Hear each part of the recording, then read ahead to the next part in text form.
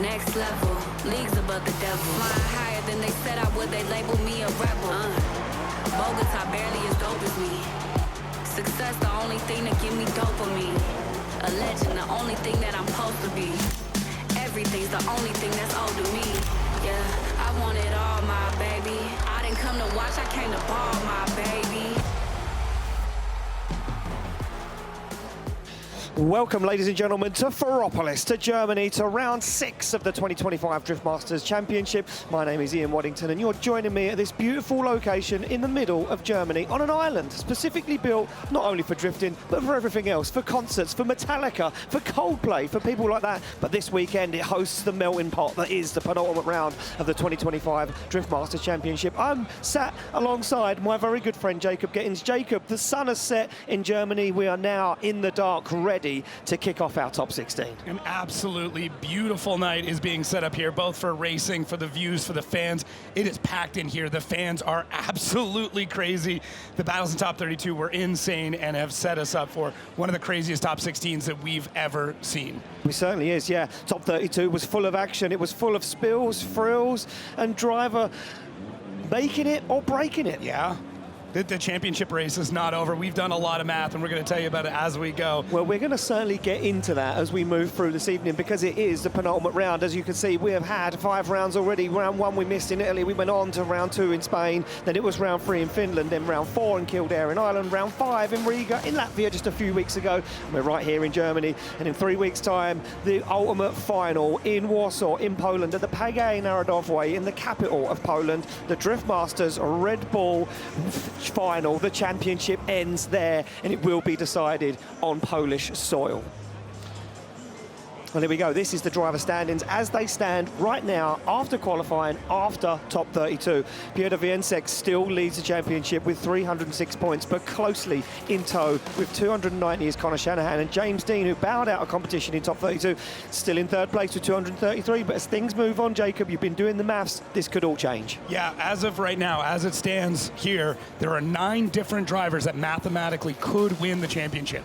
And as we go through, a few of them are going to drop off, but anything can happen because, like I said, 9 different drivers. I mean, crazy. It is certainly crazy. Well, things were crazy earlier down in the paddock because all of our drivers went down in front of all of the crowd and did some driver signing, some autographs. It was time for the drivers to meet the fans and the fans to get some autographs from these guys. Lauri Heinonen, Naoki Nakamura, Dave Egan and Conor Falvey, who unfortunately bowed out of competition, but they're still down there signing the autographs, putting on a smile and taking the photos, doing what they love to do best. Yeah, I mean, if you look in the back, I was right there getting as many autographs as I possibly could. It's such a cool time, and there's not many sports where you get to do that as we see this beautiful time lapse of the sun going down, and that means the track is tacking up and getting faster, and you can see this incredible top 16 ceremony as all the drivers coming out and parading with all the fans in tow. What an awesome time, and like I said earlier, these fans are ravenous tonight. They certainly are. They're hungry for it. And there we go. Just the Czech Republic fans there. The Marco Zachary fans are making a lot of noise this evening. And there was a huge cheer for the man of the moment for them, Max Heidrich, yeah, the local hero who won against James Dean, but not the way he would like to have won. James Dean bowing out due to technical issues with that car. And Connor Shanahan there, look at him, standing proud, the man who top qualifying and who won the qualifying showdown. Can he win tonight? Can he overtake Peter and take the championship back before we go to Poland? Yeah, the points race is definitely on. 16 points separating them at this moment, and it's going to be tight, but listen to this. We sat here earlier and I said to you, it's like being at a football match. It's crazy. The fans now are so passionate about their nations. They're so passionate about what's going on, and they're following these drivers around Europe as we take it around 7 countries in a year. They're following the whole circus. But this is a recap of what happened in top 32. Marco Zachary got the job done against Estonian driver Oliver Randlu. Randlu just couldn't hang with the pace and the grip. That new engine package in that 2 Series seems to be working. And look what it meant to Marco Zachary to get the win against Oliver Randlu. Yeah, and then right after that, I mean, we get into just another epic battle that took one more time to really get it dialed in. But, oh, man, look at the energy there. All the Czech fans absolutely stoked. And, I mean, we were too. Great battle, and this is it. This is what I was getting to. That one more time between Kavia and Piskolty, it was nuts. It was crazy. There was fire. They were running out of tread. It became a war of attrition, 4 tires, just to figure out who was going to be able to get through. But ultimately, Piskolty getting that after the one more time. crazy battle. Amazing way to get things going. Yeah, and this is where it all went wrong for James Dean, trying to take on the local hero, the local legend that is Max Heidrich. He got the first run in the bag. James Dean put down a flawless lead run, as he always does, and Max Heidrich was making a few mistakes in the background, firing that S13.5 or S13.9 in onto the door, and it was only when they got back to the tyre warming area that James Dean discovered that the battery voltage was low. He had to cut the car out, and this is the interview he had with Becky after. We did a great lead run with Max, and I was excited for this battle, hometown hero, and really happy what we were doing in the lead run. And as I crossed the finish line, I noticed that my battery voltage was low. So I called my team to run down because I wanted to make sure. I had a feeling it was the fan belt, even though it never happened on this car before. But I got my team to run down to make sure that this didn't get tangled and knock off the dry sump belt. So it was very frustrating, nothing we could do, and just a bit of bad luck. But we felt strong in practice. The car has been killing it. The team were doing really well, supporting me. The only issue we had this weekend, and it just happened at the worst time. And that's how it went down, and even Max Heidrich went over to speak to James Dean to say what happened, what's the issue, and he wouldn't have wanted to win that way. This is how it played out for Jack Shanahan, though, as Shanahan took on David Spossop from Poland. Got the win, and Spossop just couldn't hang with the pace of Jack Shanahan, who was in that qualifying showdown final last night against his brother. Yeah, and the way it stacks up right now with the points, Jack Shanahan only a little bit behind James Dean, 5 points as of this moment. So if he can continue on, if he can keep going through these, he could then supersede James in the standings. That would be absolutely massive. A lot can happen between now and then, and Conor Shanahan, I mean, Jarkko Jula definitely put up a big fight, but this is the driver that's got so many eyes on him right now. 16 points behind the lead. Every single battle is going to mean everything to this championship. Nothing will be set here. We've done it. It's going to set everything up for what's going to happen in a few weeks. It certainly is, yeah. A few weeks' time, we head to Poland, as we say, to that PGA Narodowy in Warsaw, the capital. But this man's still in it. Piotr Wiecek still in the fight, still in it. Made his way through Fionn Roach and got the win done. That car so far so gripped up, and all the drivers saying he's probably now the fastest man on circuit. And you can see that Peter doesn't take everything, and he takes every single run, in his stride. Yeah.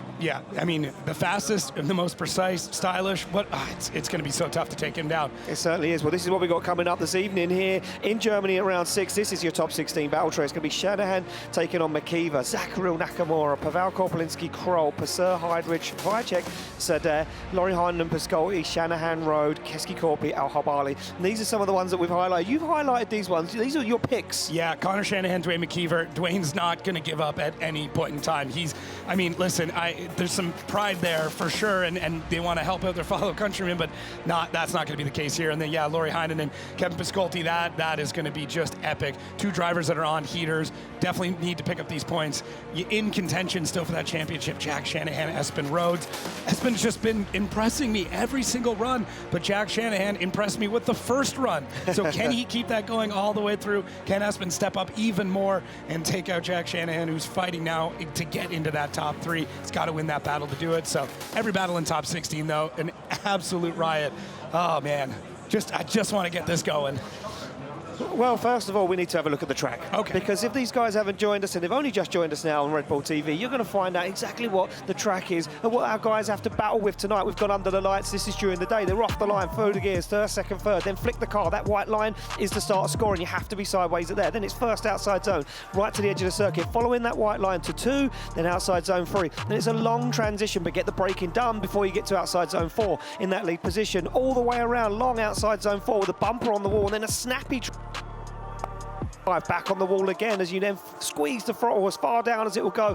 Get into the car, right to the edge of the circuit, to the white line, and into that final outside zone and across the finish line. It seems so easy, but now the light has gone. Now we illuminate the track with not only lights, with pyro as well. We have it all going on here in Germany. Yeah, there's everything. You've got lasers, fire. I mean, we might see tires catch fire again. And as we learned in qualifying, as the sun goes down, as the temps drop, this track is actually getting faster. So we'll see how the drivers are able to do it. Will they start to use that lead versus chase? There's a lot of different tactics that they can play with right now. We'll see how it all lays out. Well, look, the time for talking's over. The crowd are ready. I'm ready. Let's turn the heat up in Germany once again for this weekend. It's time for our top 16.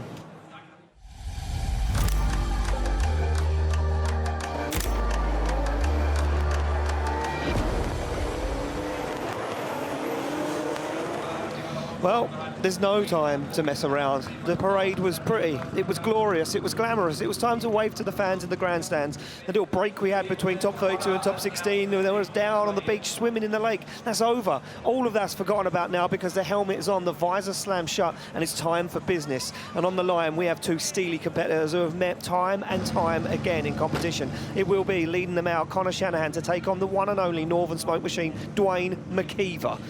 Oh, it's almost a shame it's going down in top 16 right now, because this will sure to be an incredible battle. Neither of them back down. Connor needs to sustain the championship, and Dwayne needs this after all the mechanicals he's had this season. But he's had heartbreak all the way through 2025. It isn't the year we'd wanted, but now Dwayne McKeever sits with a hope, with an opportunity to try and claw some points back, and he fires it onto the door. And Shanahan puts it to the wall. McKeever can't be shaken. They go to that second outside zone. And Shanahan's got that flawless lead line. The top qualifier yesterday puts it right where it needs to be. McKeever, though, in tow. He knows he can lean and trust on Shanahan as they come through the outside zone, through the smoke, the transition, so close, almost ripping the front and back off both the cars. As McKeever goes for the door once again, Shanahan across the line. Yeah, just already epic. Just already epic right off the go. Even from the run-up, Dwayne McKeever was trying to push the pace of Connor Shanahan, which is just, I mean, it confounds me, because you don't do that to a Connor Shanahan. The driver's going door on initiation is wild. Dwayne actually over-angling above Connor Shanahan, who then gets on the throttle through outside zone 2. A lot of drivers were struggling between 1 and 2, but you are not seeing it here. You can see the flashes going off, the flames firing off in the background. Like, this is such a difficult track for so many reasons. You've got low light, you got lasers, fire, the fans absolutely screaming. I mean, it is a distracting place to drive. It certainly is, yeah, it's not easy. And as you can see, we've illuminated those outside zones with those lights shining down onto the circuit to make it easier for the drivers to see them, because we've been told it's so dark out there. We get complete darkness later on in the evening that you cannot see the track at all. Yeah, this whole place changes as the night goes on, both the lights and the traction, everything. The crowd will get even louder. The cars will get even more worn down. So this is an ever-developing race circuit that we have built here in the middle of this island. There we go, cars down the back of the grid getting cooled down. Temperature's still around 25 degrees at the moment at the track, so still very, very warm. And as I say, a lot of guys taking the opportunity to go for a swim down there on the man-made beach at the back end of the circuit. As Dwayne McKeever now pulls to the line, and Connor Shanahan gets that GT86 into gear and pulls up to the line for the chase position. Start line marshal Marcin donning the shirt for top 16 this evening, puts the thumbs up both sides. The smart trousers and the shirt are on. It might be business for Marcin, but it's business in more for the drivers in the cars. They slam through the gears. Look at this, Shanahan watching McKeever's every move as they fire down to initiation. McKeever fires that car in. Shanahan shallows up the angle, looks for the front wheel, looks for the door. And McKeever's 180SX as he absolutely fires through the outside zone. Shanahan goes for kill though. He goes for the back bumper already, and now starts to lose a little ground as McKeever squeezes the throttle through the floor. Big brake transition from Shanahan. He jumps onto the door, and this could be the move he needed as he squeezes McKeever to the wall. Oh man, there it is, a little pop and bang there at the end, a little flame to get the fans going. Oh, just a crazy one right off the bat. And to me, this is probably the most shook I've seen Connor Shanahan in a very, very long time. Dwayne is able to throw some crazy angle and some crazy commitment off the line. I thought he was going right into the wall with the amount of speed that he was running. And Connor had a couple of small missteps. Now, Dwayne's line is super, super solid through this, but we are so used to seeing Connor Shanahan absolutely buried in the door of his competitor. And as you can see there through outside zone 4, that was not the case. Had to take a little bit to really dive into it. Now, even going back into our previous one, Dwayne had a couple of spots as well where he wasn't perfect, so this is going to be a back and forth for these judges who have the ability to go through all the replays, all the angles, and of course the Wally system that we talk so highly about. And yeah, this is already going to be a really, really tough battle here in our top 16. So I have no idea which way this is going to go, but these drivers compete with each other so often. Well, you can see what it means to Connor Shanahan. He's kind of a little bit nervous down there, waiting for the decision. They're looking at the big screen. We've got on track. Are those guys going to watch that footage back of the replays and what went down on circuit from our side of the car? And I think Connor Shanahan a little nervous there. I don't know if he thinks he's done enough against Dwayne McKeever. McKeever will be happy just to make it this far in competition. He's had a rough ride in 2025, and it continued into his first qualifying run yesterday. Look at that, a sigh of relief for Connor Shanahan. Oh, is he going to go left for McKeever, right for Shanahan? Oh, it's going to be a one more time. It's a one more time. and split.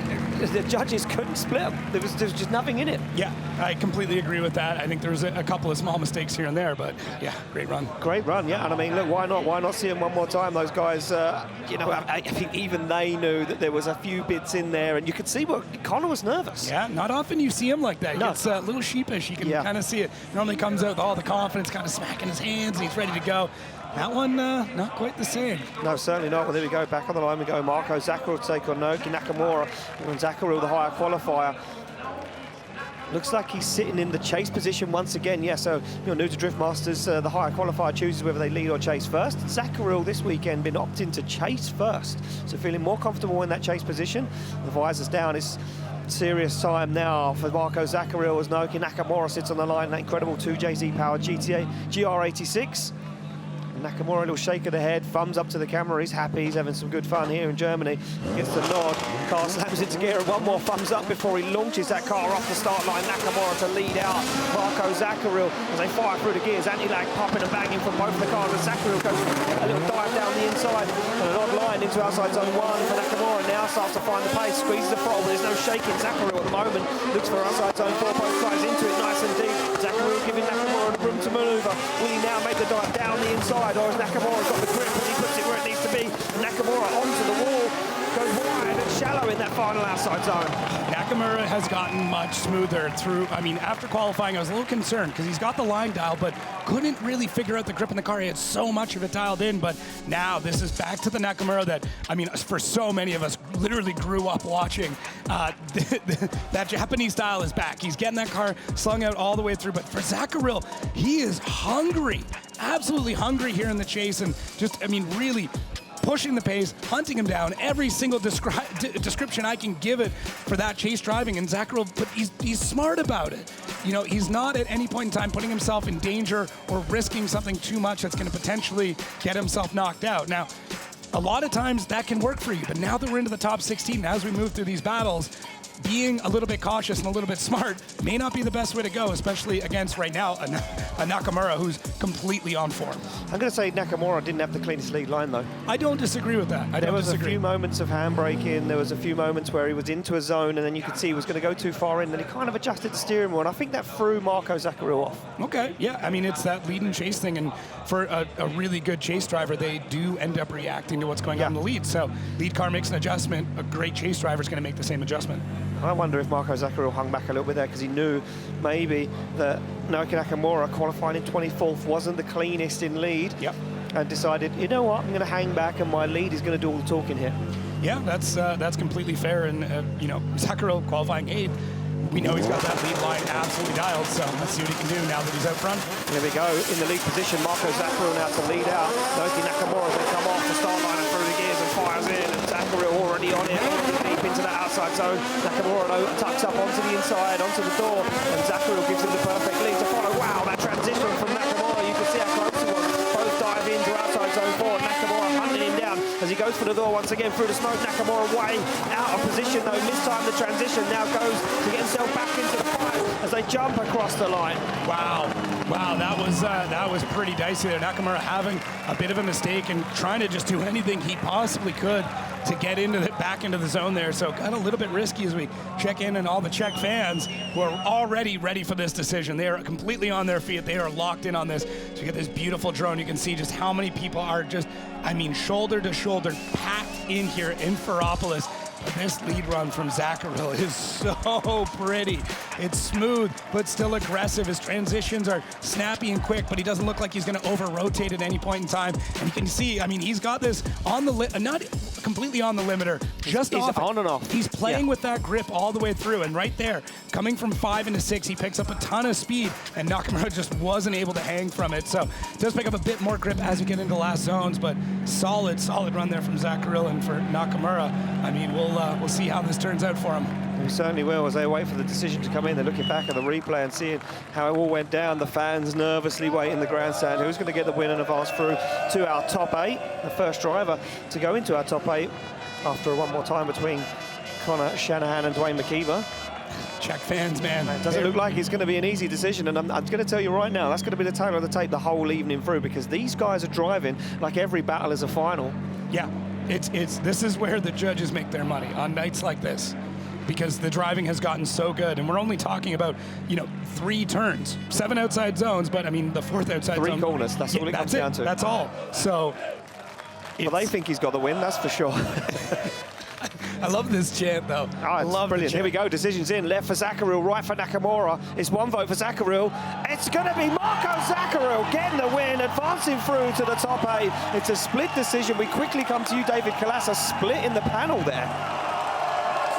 Yeah, the thing is that we saw like very strong 2 chase runs, and we saw 2 lead runs with small mistakes. For me and Mateusz, it comes to big cuts of Naoki in the last corner, where Vernon thought that this is not enough to not send it one more time. So it was 2 for Marco and 1 for one more time. Thank you very much, David Kalas, and our judges this evening, as always, for the whole 2025 season. David Kalas, Vernon Svanefeld, Mateusz Jedges, and Chris Witowski on our 4th EVS judge down the back end there. So we move it back on, more action. We're keeping it hot and heavy this weekend. It's going to be 2 Polish superstars going head-to-head right here in Germany. And the man that's been on the podium twice in Germany is Paweł Corpolinsky. He is going to lead out Jakub Krol in that carbon Kevlar S14.9. Yeah, I mean, Corpolinsky, I don't know who's going to be able to take him down, but Jakub Krol has been wild. He has been pulling out everything. Maybe just a touch of luck there in top 32, but with that, I mean, you take that, you want to run with it, you hopefully clean things up. So we're going to have, the surgeon in Paweł Corpolinsky versus Jakub Krol, who's a wild man this evening. He certainly is. Well, here we go. Off the line, through the gears, comes Paweł Corpolinsky to lead them out. Big clutch kick for initiation, but look at that from Krol, already onto the rear wheel as Corpolinsky puts it to the wide line, takes a bumper off the back end of the S14. As he now a little shallow on outside zone 3. Oh, and a shutdown there from Jakub Krol. I think he mistimed the transition completely and had to back out of it now. Gets himself back into the fire as Corpolinsky into that last outside zones. Looks for the final one, and across the line goes Corpolinsky. Yeah, that mistake there from Krol is quite massive. That is going to be really hard to overcome, but when you're behind like that, when you've got that situation where you've made a massive mistake, maybe a mechanical shutdown of some kind, or just mistiming that transition, like you said, now you go into it, you swap things around, you go for that lead. Oh my God, he's so good. He's so good in the lead, man. It's tough. In the pitch black, running the bumper on the wall. He could do it blindfolded. I will guarantee it. He could do this blindfolded. Oh, he scared himself on the transition, Krol. Yeah. I think he thought he was going to hit Corpolinsky and put him into the wall. I think he would have if he didn't back out of that when he did. Yeah, it would have been contact. Yeah, that definitely would have been contact. So, I mean, Corpolinsky, his lead, this is what we've come to expect. His chase, he's getting so good in the chase. It is, and I mean, like top 3, this is a driver's top 5 last year, but he is now in that top 3, top 2 championship level as he's going through this chase. But for me, all eyes are on Jakub Krol in his lead. Does he pull out something absolutely epic? Does he try something like maybe Jack Shanahan did in qualifying, like with this massive entry, and try to shake off Corpolinsky, who's very dialed and calculated and might be a little bit risk adverse and may not try to chase Krol into deep water. If I'm Krol spotter, I'm telling him, look, throw the biggest entry you possibly can, make sure you land it, and hopefully that messes up something for the chase driver. I think that's the only way you're going to be able to take this. I mean, I like your analogy.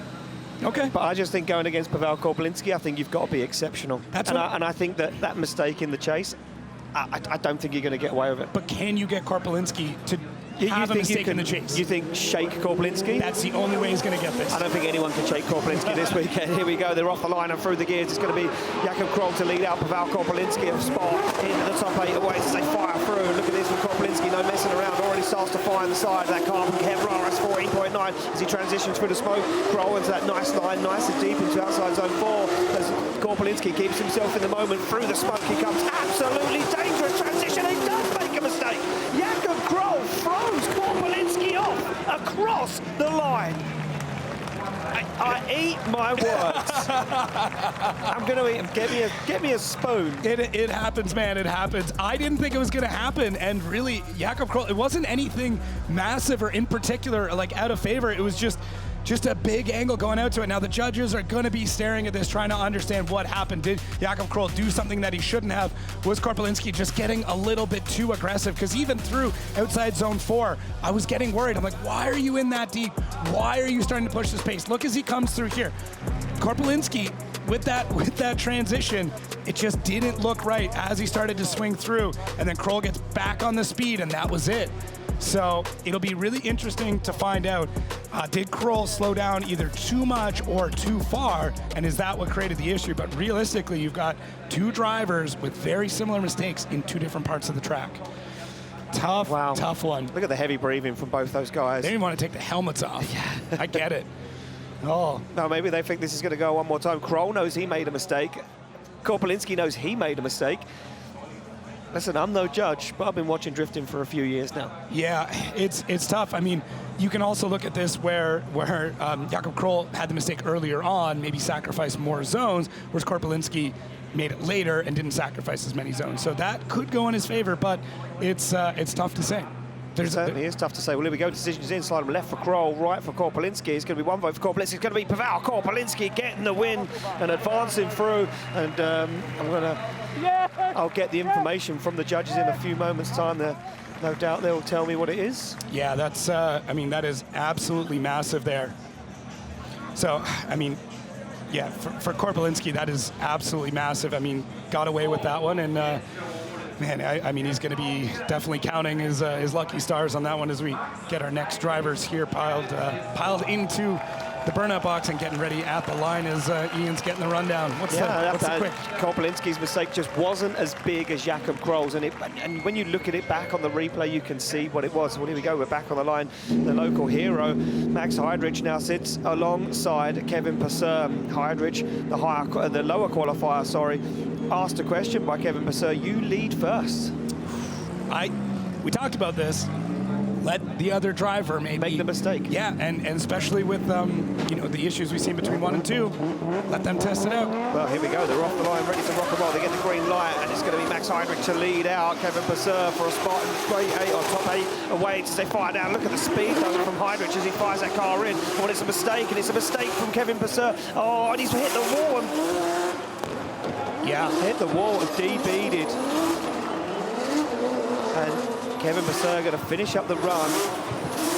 I don't think we called it on the camera angle. It looked like a wild initiation down into 1. I wonder if he clipped the wall outside zone 2. And yeah, it looks like it's broken rear suspension on the car. The wheel's broken, the tyres DB'd. I think that's going to be the end of the weekend. Yeah, I'm wondering if it even happened earlier on. Judges are starting to take a look. It may have happened even at 1. So it was a really, really big initiation there for Max Heidrich. And we'll catch it here. So take a look. Yeah, here we go. As we get through on this drone view, but watch at the very left of your screen, the bottom section. Oh yeah, see bam. that spark? Just taps the wheel. It's a tough part. I mean, if you've got a ton of angle at that point, you can get away with it because you're just dragging bumper, but not enough. And man, rough go there for Max Heidrich, who always a wild man. Always a wild man, so that's a I mean, look, go. he knew he had to throw down 110%. He knew he had Kevin Pesur from Estonia hunting him down, a man that's currently chasing down, you know, the championship as well. He's still in contention for it at some point, but it's going to be a unanimous decision from our judges. Kevin Pesur from Estonia gets a win, advances through to the top 8. Yeah, that's going to be huge for his championship race as well. As you said, one of the drivers that are still hunting it down, so he's going to pick up.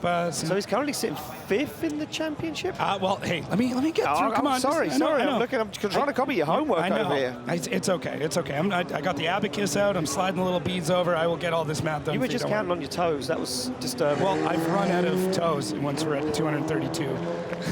I got a lot of volunteers. Right, so there we go. We're going to get Max Heidrich recovered off the circuit as Kevin Pesur takes that car around, and he won't need to complete the buy run. Not deemed at fault, so, and he's going to jump out. Look at this true sportsman. He's going to jump out and have a word with Max. Well, you know you've got to throw. Yeah, look at this. Kevin Pesur lifts the arm of Max Heidrich, a man that just wanted to qualify here at this event in front of his home fans, in front of his family that have come with him this weekend to support him. Not only did he qualify, he made sure he got himself into the main show, and that was top 16. And unfortunately, the only German driver on the grid now out of competition as Heidrich's car gets plucked off the tarmac and taken back to the pits, where I guess the party will start. Yeah, I think, I mean, it's one of those, it's a terrible way to end your night, but that also means, especially here, that night is just beginning. Just beginning Yeah, here. just kicking off. As we, yeah. They'll have that car repaired in absolutely no time and celebrate until... No, that car will go straight on the trailer as it is, and that'll be repaired at another time. Here we go, Max Heidrich. Look at this, on the wall, waving to the fans. We do truly miss having Max Heidrich, such a character, such a personality around Drift Masters. So we hope to see him again in the future. He said he misses it. He said the sport has grown so big and he watches it now and he says, I wish I was still part of the circus. Maybe we'll see him back. Maybe. It is a sign of things to come. Yeah, fingers crossed, let's hope so. So there we go, full darkness here in Ferropolis now, and you can see the scenes, you can see the sights, you can see the lights. Yeah, wild. Yeah, the sparks coming off Max Heidrich. I mean, it was such a quick moment, but that's not the sparks that you're looking for. No. We're hoping for, maybe bash bar on concrete, not wheel on concrete. Nobody's a big fan of that. I think we're gonna get the slow-mo of it. Yeah, so right where that light spot is, you can see it. There it is. And you know what? I missed him because it looked like he was coming through the outside zone on the handbrake. Yeah, no, I get it. I mean, it was a very, very quick moment, but that's all it takes right now. Certainly is. When we go back to the line to the one more time battle between Conor Shanahan and Dwayne McKeever. Do you think there's any conversation of like, hey, Dwayne, like, can you go easy? I need this championship. No. I don't. Hey, listen, look, fellow Irishman, don't get me wrong, but when the helmet's on and the visor goes down, there are no friends. No. Because every single driver wants to be on the podium, spraying the champagne, looking at the points that they've bagged over the course of a weekend. Conor Shanahan wouldn't want that either. That's a good point. He wouldn't want Dwayne to, sit back and take it easy. He'd want him to put on a fight. Well, here we go. Car slams into gear. We'll wait for the green lights. Shanahan to lead out McKeever. The higher qualifier opted to lead first once again as he clutch kicks that car to initiation. But look at McKeever right down the inside. More aggressive than he was before. He goes wheel to wheel. Backs off to let Shanahan get the job done on that transition now. Works his way back into the groove. As Shanahan goes for outside zone 4. McKeever's closer than ever before. Look at this. He's tagging the door on outside zone 4. McKeever's a man possessed. How did he make that transition work? McKeever back onto the door. Once again, goes to seal the deal, and he does across the line. I don't know how he keeps dialing it up like this. He's finding more pace in the car, in the chase. I mean, and for Conor, it's getting quicker, it's getting more aggressive.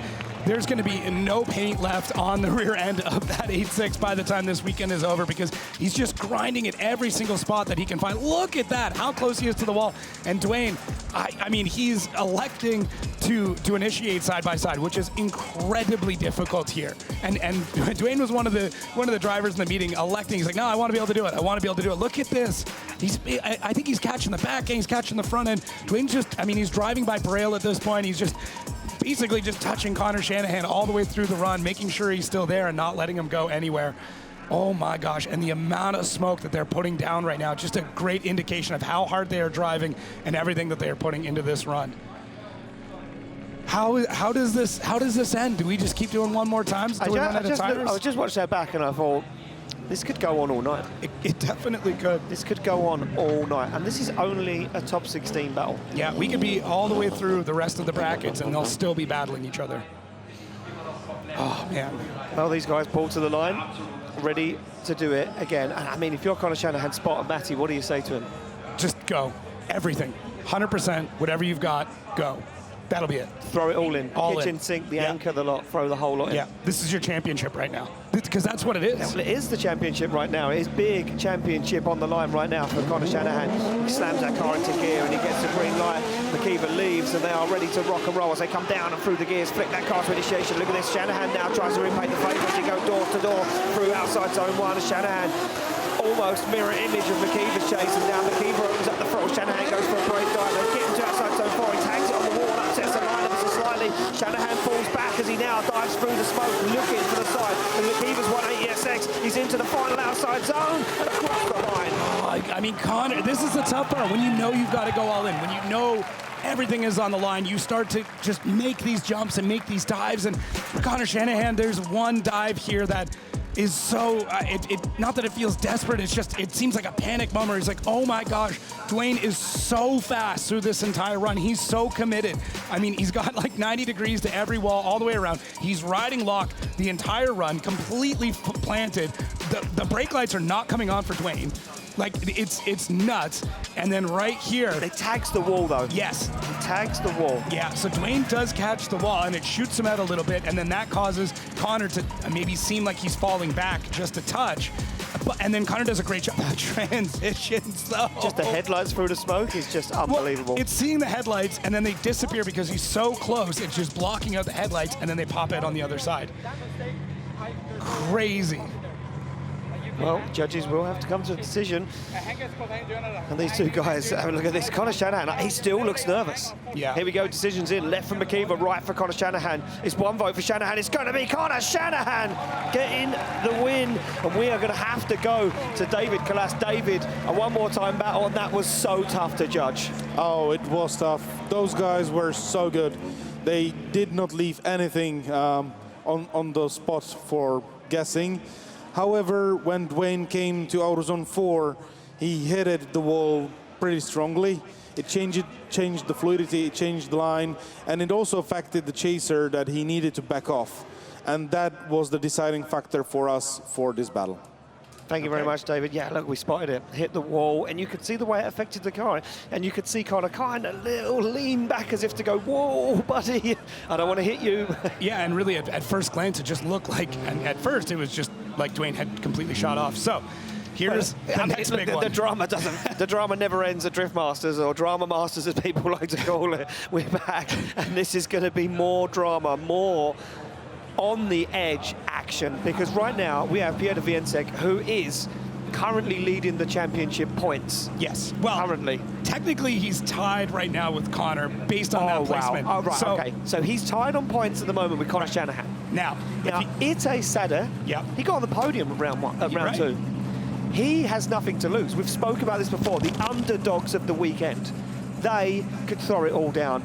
Ite sits on the line in a brand new car for 2025 with nothing but hunger in his belly for a win, and he would love to take down the three-time Polish champion. But what can he do right here in Germany under the lights in the melting pot as they get the green light to go? It's going to be Wiecek through the gears. Oh, and sparks are up from the back of Wiecek's car already. Fires into initiation. On the throttle he goes as Ite Sadeh gets lost in a cloud of dust. Can he catch up? Can he make a shortcut? As Wiecek fires it towards the wall.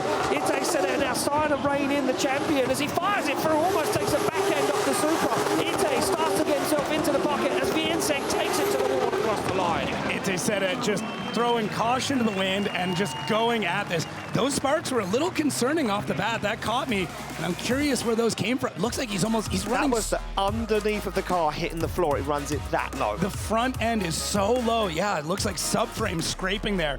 So interesting setup that they've got in that car right now, but it is absolutely working for Piotr Wiecek, who's just completely locked in. Yellow goggles on, ready to party, man. It's just wild to see. Ite Sadeh, though, I mean, does not give up at any point in time. He picked up a lot of pace in this car, although he's not completely on the door. Well, I eaten those words right there. I mean, he's not. You need the spoon? Yeah. Can you pass that over, please? Ite Sadeh makes that great dive out of 4 into 5 to really close that gap to the last couple of zones, and how close everything is right now. It is coming down to one zone as the clock is up. It looks like it's for Ite. Yep, Ite just taking a moment to cool the car down. This BMW 2 Series for 2025. He gets called to the line. He is there in time as Piotr sits on the line back there in that Supra with one headlight shining. Looks demonic sat there like that. Hopefully, I mean, you need all the vision you can get right now. So even having that one headlight out might be a determining factor here, but we'll see. Well, we will see. Here we go. Light goes green, and they are good to go as the other headlight pops into action off the line. They come through the gears. Ite Sadeh to lead out. Piotr Wiecek as they fire into outside zone 1, and Wiecek's glued to him, and he gives him the room for outside zone 2. Now Wiecek starts to make the kill, starts to dive onto the door of the young man as he fires into outside zone 4. Look at this. Wiecek trusts him, puts the car right where it needs to be, squeezes Ite Sadeh into the zones, makes a brave dive as Wiecek once again goes for the door of the BMW 2 Series and pushes him across the line. I mean, that is a massive amount of respect that Piotr just showed through Sadeh. That is huge props, huge kudos to chase like that. It shows how incredible of a driver he is becoming and just still developing, but Piotr Wiecek is all over him, and he's so calculated in the chase. The way that he dives in, it's so precise. Look, it drives it. Oh man, the scraping is wild. But dives in with the front, and as soon as that front gets into that proper proximity, the back end comes around. It's like dancing. It looks like he's doing the waltz out there. It's incredible what Piotr is able to do now. It completely wild. I mean, but same thing. Sadeh provides such a clean lead run that allows Piotr to show this. It's just amazing. So, yeah. There we go. Decisions in. Left for Sadeh, right for Piotr Wiecek, and it's going to be Wiecek. He gets the win, and the Polishman keeps the championship hope alive. The other part, too, is this now knocks out 2 drivers from potential championship contention. So, yeah, Sadeh and Marco Zachary now mathematically not able to win the championship, but they can still start to fight for second, third, everything else. Piotr Wiecek starts to extend the lead now. Wow, so here we go. Things could be all changing this evening. We could lose some guys from the championship fight, and we could gain some more. Back on the line we go to the 2024 champion from Finland. It is the one and only Lauri Heinonen to take on from Hungary, Kevin Piskolty. Piskolty relieved after that top 32 win, and said he would love nothing more than to move forward in competition, said he's feeling good. I called him out, I said he wasn't driving this good this weekend in qualifying, and every time I talk bad about this young man, this cool, calm, collected Hungarian, he always seems to deliver. Yeah. Maybe I should keep it up. Look at this, elbows and fist bumps all round from Marcin Starlight Marshall, and the Undertaker sits in his car, cool like a cucumber, absolutely laser focused on the job in hand. Very intimidating. So just a scary, scary man behind the wheel. He certainly is. Well, Piskolty, the lower qualifier, asked to chase by Lauri Heinonen. Heinonen wants to keep it to the usual format as he screams off the line. That NASCAR Pro Charge V8 180SX puts it to the outside zone and stands on the pole. Starts to drive away from Kevin Piskolty. Piskolty's going to try and use everything he can in his toolbox to make a kill on the side of that car. But he makes a mistake on that transition and allows Lauri Heinonen to get into outside zone 4 nice and early as he now fires back. Piskolty makes a mistake again. Heinonen deep onto the wall as he looks for the final outside zone. Piskolty onto the back bumper. Yeah, for Piskolty, the way that he was transitioning would work against a lot of drivers because he's setting that angle quite well. The difference is with Lauri Heinonen, when he transitions, he is picking up speed. And for a lot of drivers, they'll transition and slow down, maybe check up or settle the car out a little bit. That does not happen with Lauri. Every time that car swings around, he's back on throttle and he's shooting out. So it's the only part of that I'm seeing here. Just you gotta kind of adapt what you do to the driver that you're fighting. Just Lauri's just so quick. Backs into outside zone 4, gets back on throttle here. And yeah, just a tough go from Piskolty, who kind of went through the Tuonikavia training camp to get to this point. And I know his lead run is going to be absolutely incredible. We'll see what he's able to shake off here. But yeah, Lauri Heinonen just so incredibly fast through this run, and that little bit of a dive there to try and gain that proximity before the final zone. So we'll see as we swap around, will Piskolty pull something out of his pocket, and will Lauri Heinonen be able to hang? Well, will Lauri Heinonen have the tyre? That's the next part. Which is what a lot of guys are talking about. Whether this is the right decision to lead or chase first, we're going to find out.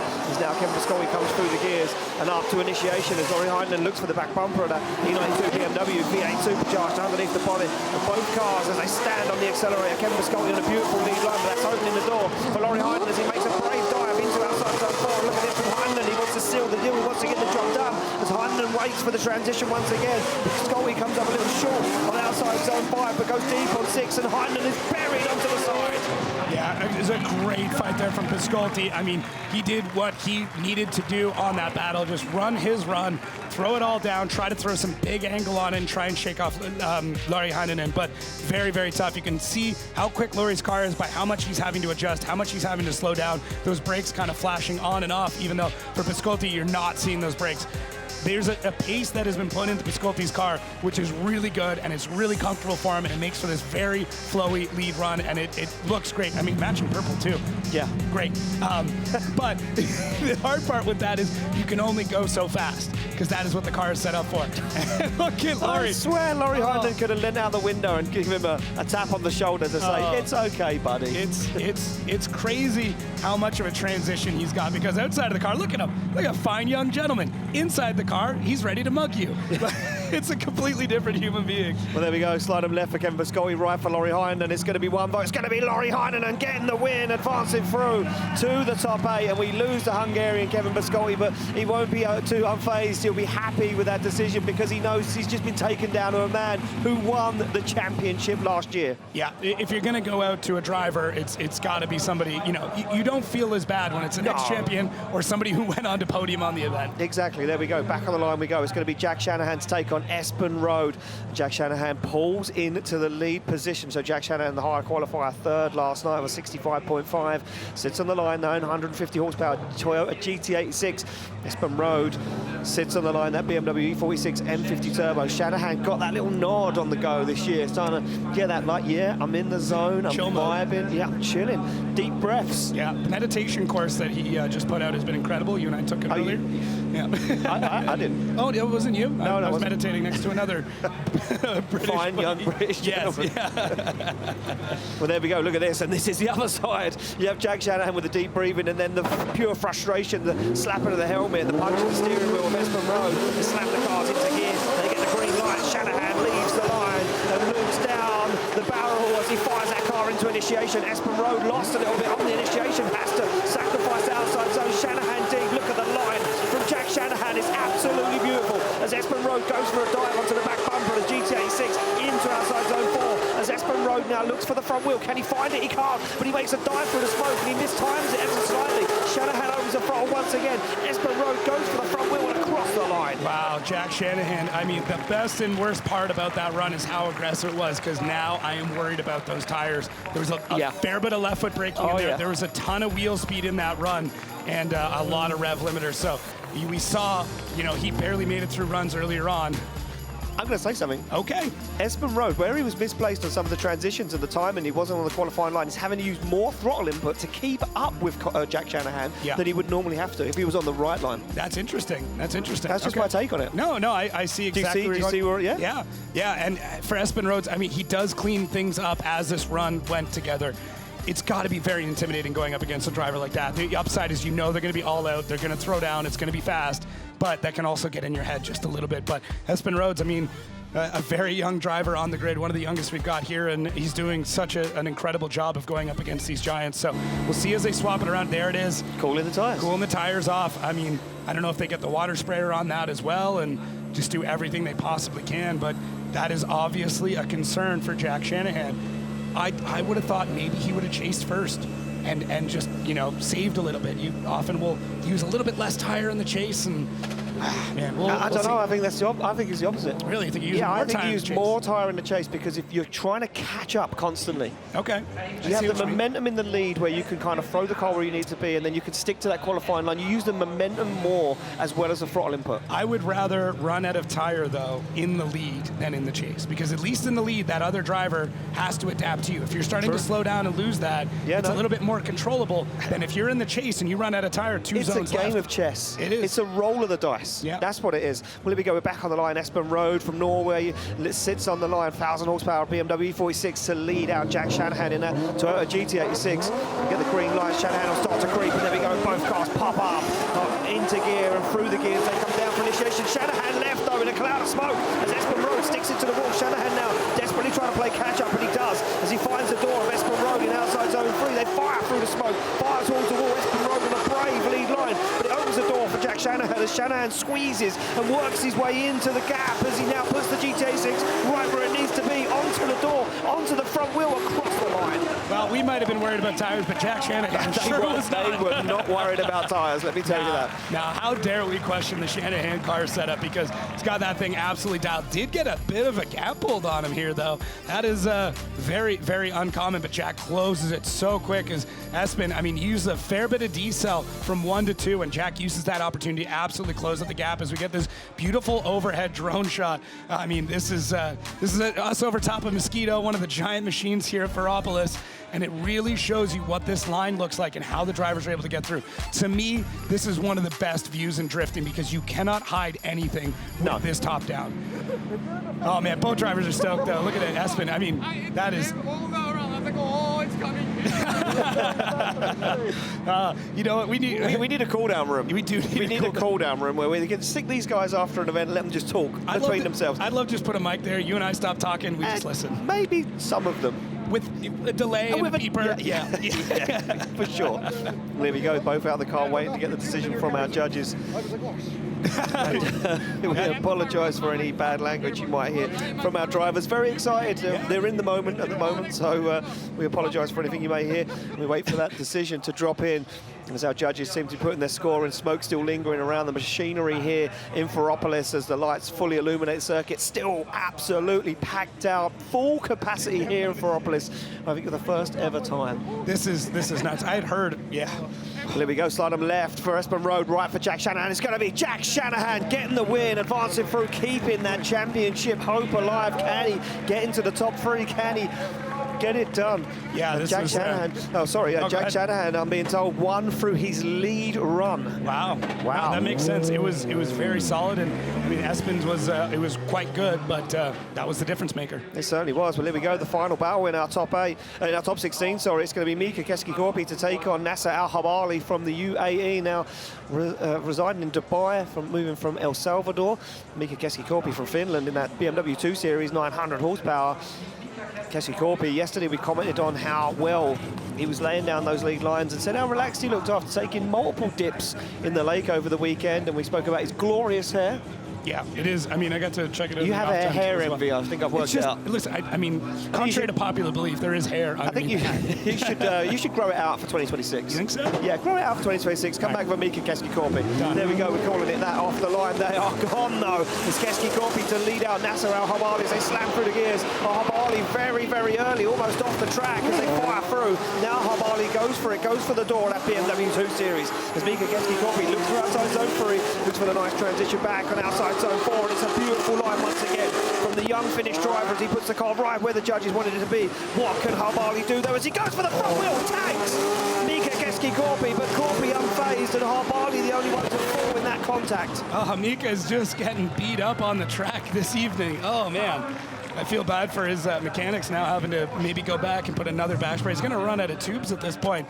Drivers keep going into the side of it, but yeah, Mika Keski-Korpi right off the bat. But yeah, Nasser just very quick. I mean, he initiated so early, and look at him closing up the gap, coming out of 1, then has to back off just a little bit. Keski-Korpi very smooth with his speed between 1 and 2, and for Nasser, maybe expecting him to go just a little bit quicker through that section, but very, very aggressive in the chase, kind of diving in and hoping that Mika's going to kind of really crank through, but does not happen. Keski-Korpi, I mean, that is a spot in which the momentum can change, so it will come down to where exactly did it happen, and those cones, once again, that is a tough one. It's right in the shadows too, and that makes it even more difficult to see there. So well, I'm hearing it over my headset. It is the fault of Nasser Alharbali, Mika Keski-Korpi in position, and I was going to say I wasn't going to call you out because we're buddies. We're good friends. I was wasn't going to call you out. Every time I say something definitive, the judges tell me I'm wrong. They tell you you're wrong, which is fine. I had it for years. I still get it now after the event normally. Still learning. Mika Keski-Korpi for me was on a very fluid line. He was on throttle in that zone, and he fulfilled that zone. And I think for me, Nasser Alharbali just came in, all guns blazing, fired that car in where he needed to be, but unfortunately, a little bit of rush of blood to the head and caught himself up, and you can see, you're looking at the Wally system, he did come in with quite a lot of speed there. Yeah, his acceleration was 8 meters per second, which is quite quick. Well, he's going to have to do 8 meters per second and more right now as he comes off the line to lead out Mika Keski-Korpi as they flick through to initiation. Look down with the foot brake there for Keski-Korpi, flames it up of the back end of the cars as they put it where they need to be, and Keski-Korpi holds back ever so slightly, maybe thinking that he has an advantage in this battle. They fire through the smoke as Nasser Alharbali goes for the wall. He needs to lay down an absolute heater of a lead run, but now Mika Keski-Korpi hunts down the Dubai driver as he hammers it into the wall, puts the car right over the edge of the wall, over the white line, and across the line. Well, great run from both drivers. It's the strategy that kind of goes into this. Every driver knows it now. When you make that mistake, you've got to throw down something absolutely a complete heater. And for Nasser, that's what he did. He's been so aggressive all the way through this weekend. Unfortunately, it did catch him out when he was in the chase. But in the lead, he gets to stretch those legs, put down all that power, and show exactly what he's able to do. Mika Keski-Korpi holds back just a bit. you know, has still a very aggressive chase by a lot of standards, but not that full definitive on your door all the way through. Yeah, I think he reined it back the 5%. Do you know what I think that what is good about Mika Keski-Korpi is he has that self-control, like some of the greats that we've seen before, to just hang back. Yeah, he shows a lot of signs of being one of the next top 5 drivers. Without shadow of a doubt. When this young man turned up to Drift Masters a few years ago, he was a very nervous young man with decisions in, left for Alharbali, right for Keski-Korpi. It's Mika Keski-Korpi getting the win and advancing through. And look what it means to Mika Keski-Korpi from Finland. He gets into the top 8 and he'll be absolutely over the moon. His team will be ecstatic. And look, he's so happy. Yeah, so happy. I get it. I mean, I talked to him a little bit earlier on, and he said, I've got everything. I've got the car. I've got all the skills and the ability. I just needed a little bit of luck. And he's starting to find a little bit of that. But, I mean, I wouldn't even call it luck. This is now a driver who's showing it all off. I got to point something out. See, they're pointing to a pink sticker on that flag.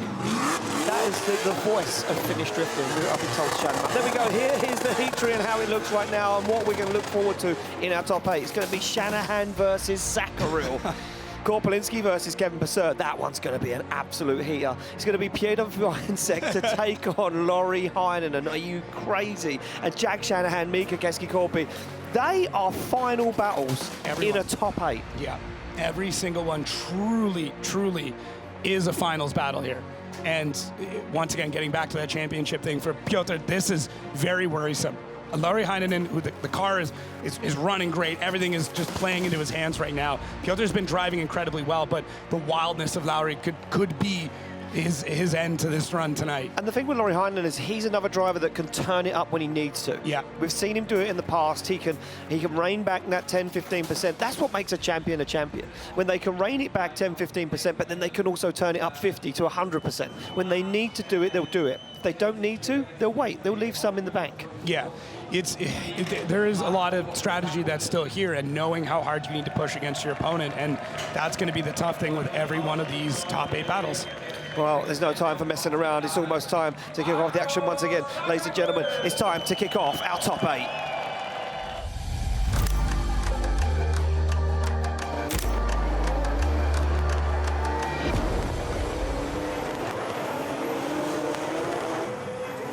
We've already seen some incredible battles here in Germany under the lights, but things are going to get hotter once again. And I always talk about turning up the heat. It's been incredibly hot in Germany this weekend, and it's getting hotter and hotter and hotter because these battles now are getting more and more serious. Yeah. What is on the line for some of these drivers is more than just a win. It's a championship when we head to Poland in a few weeks' time. And for Connor Shanahan right now, he stares across the track, sitting alongside him, a man from the Czech Republic who has all of the fans with him in the grandstand chanting his name. Connor Shanahan will have all of Ireland pushing him along right now on the circuit. But for Marco Zachary, it's a trophy that's been coming for years and years and years. Can he do it right now and take down a man that's had a championship, who's had the trophies, who's seen the success? Marco Zachary would love nothing more than to make it into his first ever Final 4 in Drift Masters in 2025. They're off and through the gears, and Zachary's left in a cloud of smoke. And the car breaks down, he doesn't initiate, and Shanahan fires it in. And Marco Zachary replicates what happened to him here many moons ago at Drift Masters, where the car failed at the highest point of the event. Man, absolutely gutted for him. This is a worst nightmare come true for Marco Zachary. Oh, tough. Hopefully, I'm hoping it's nothing major and he's able to at least get back to the line and you know, just try and battle back, because things still can happen. Mechanicals can still happen for any driver at this point, as we've just seen. So Connor Shanahan right out of the gate, and yeah, for Marco Zachary, it just doesn't happen. No, it goes for a big clutch kick on initiation. The car just does not react. Something breaks maybe, or the car just cuts power, a misshift potentially. Look at this, he goes for the clutch kick, tries it again, nothing. Yeah. Nothing he can do. Yeah, I mean, he still does drive around the track, but yeah, could be something broken in the drivetrain, and he's just able to at least limp it back off track. We'll find out here momentarily. Oh, he's out of the car, and look at this. Zachary out of the car is coming over, and Shanahan throws up his hands, and they embrace, and this will be absolute heartbreak. So it looks like he has lost a boost pipe on the car, and as you know, if you know Drift Masters now, no 5-minute rules, no time to fix that vehicle. So Marco Zachary bows out of competition in top 8. That means that Connor Shanahan steps one closer to a podium spot this weekend. What do we say, the rub of the green? It's the rub of the green, it's the luck of the Irish. You know, sometimes you need luck on your side, especially after what's been going on, after what happens. Man, I'm absolutely gutted for Zachary. I mean, that whatever clamp he's got right now, that is going in the bin immediately. That boost pipe is getting replaced immediately, but it happens. It happens. It happens. It happens to a lot of people. Look, we spoke about it earlier. James Dean lost out top 32 to a €7 fan belt. Yeah. It's very rarely the big parts. Yeah. Sometimes it's the big parts. Well, it's usually a little part that takes out the big part. I think Wayne McKeever would say sometimes the big parts break more than the little parts. I still think it's a little part that breaks inside the big part, but yeah, either way. Fans still excited, still supporting their countrymen. You love to see it. Yeah, they certainly are. Yeah, they're chanting on for Marco Zachary. And look, the fan base will never die for Marco Zachary, one of the best drifters to ever come out of the Czech Republic. Yeah. There we go, sat on the line. I'm looking across at David Kalaspe, ladies and gentlemen, by the way, just winding each other up here, just having some fun in the commentary judging booth. It's all good, it's all good love. Here we go, back on the line, Pavel Corpolinsky from Poland looks across the track to a man from Estonia that's been on the podium this year, Kevin Pesur. And Pesur, as we said, sitting 5th in the championship, would love to claw himself back up into the mix, especially with Dean out of the order now. Would love to get 3rd or 2nd in the championship as we head to the PGA Narodowe in Poland in just a few weeks' time for the final, the Drift Masters Red Bull final, where we have it all going on. Big smiles and a wave from Pavel Corpolinsky as he slams that car into gear. He gets the green light, and we are good to go for our second top 8 battle as Corpolinsky flicks that car in. Kevin Pesur doesn't initiate straight away, waits for Corpolinsky to get it done. Now stands on the throttle as Corpolinsky, the surgeon, puts that car where it needs to be. So clinical. Contact! Wow, big contact. And the front bumper wedged underneath the front of Kevin Pesur's car, made him stall up, completely disposed of the headlights in the front bumper as Kevin Pesur now tries to get himself back into the mix. They get it across the line, but we need to see exactly what happened there. Yeah, that was definitely crazy, and the repercussions of that, of the bumper coming off, headlights everywhere, completely littered the track there with parts from Kevin Pesur, who looks very, very aggressive once again. But Corpolinsky, I mean, the surgeon, 100%. That's the nickname that's got to stick, because it's incredible. He's so steady. FYI, I said it first. Yeah, you got it. I will give that to you. Thank you. Yeah, right here. So was it that transition? Look, where was Pesur? Look where Pesur is. I think it was Pesur. Yeah. We see this with Correa and Keski-Korpi earlier. Yeah, it's in the lead car. It's a driver in the chase who knows that the lead driver is incredible and wants to make sure that every transition is as tight to that driver as possible. And yeah, I wonder if Corpolinsky, he's like frustrating guys with how good he is. You know his line's going to be good, and you can trust him, so you try to inch it just that bit further. You take a bit more of a risk because you're like, he's so good. Yeah, you're allowed to, but that risk is, I mean, there's no reward on the side of that, so pretty tough. I mean, judges are definitely taking a look at these replays. They're checking multiple camera angles on it, going through. I mean, you can see him flipping through, checking everything to see if they can tell if there was any sort of decel that was going on. Oh, I just think you caught something. You caught the same thing I did. Yeah, we won't say. Yeah, we won't say. Look, we've still got one half of the battle to go. Our start line Marshall Marcin down there, just taking a look in the front end of Kevin Pesur's car. And there are a lot of coolers in the front of these cars. So some have radiators, most have intercoolers and oil coolers and power steering coolers and everything going on in the front of their charge coolers for different setups. And look at this, the air filter has fell off of Kevin Pesur's car. I don't know if Marcin's going to try and refix it, or if he's just going to leave it off. I don't know if Kevin Pesur will want to run without the air filter. That is the problem. Yeah, that's a good call. That is not something that, I mean, hey, you pull one thing into that turbo, it's going to be a big, big problem. You can see here, multi-tool coming out. Yeah, he's got the multi-tool out, that's for sure. And Marcin down there on the start line. I think I'm going to start riding to the track with Marcin, because if our rental ever breaks down, I know he's going to be able to get it back up and running. Yeah. Yeah, he's, I told you, he's a handyman. Very handy. So judges, once again, still taking a look at everything. And, well, they're having a look, and they've just confirmed over the headset to me that Kevin Pesur is at fault for the contact. Now, we have to deem someone at fault for the contact. And so the judges are saying to me some more information, but I'll tell you what, we'll talk to David Kalas after the battle, because who knows what's going to happen in the second half. Yeah. We always go, oh, this happened, and stuff's going to happen, and then more things happen, and... Yeah, I mean, we'll see. We'll get into it. So if you need an air filter change on your car, give Marcin a call. Handy fella, come over from Poland, do a quick service on your car on the driveway, no problem. In and out in a jiff. Marcin's Auto Service. There it is. That's what we're going to call it. Yeah, and he'll wear the collared shirt. And will he? He'll come to my house. It's a surcharge, but the collared shirt, and I'll call it pants, because, you know. Yeah, trousers is fine. That's trousers. I'm learning. Are you learning? Yeah, new languages every day. Well, there we go. Looks like we are ready to rock and roll. Marcin doing some slight repairs.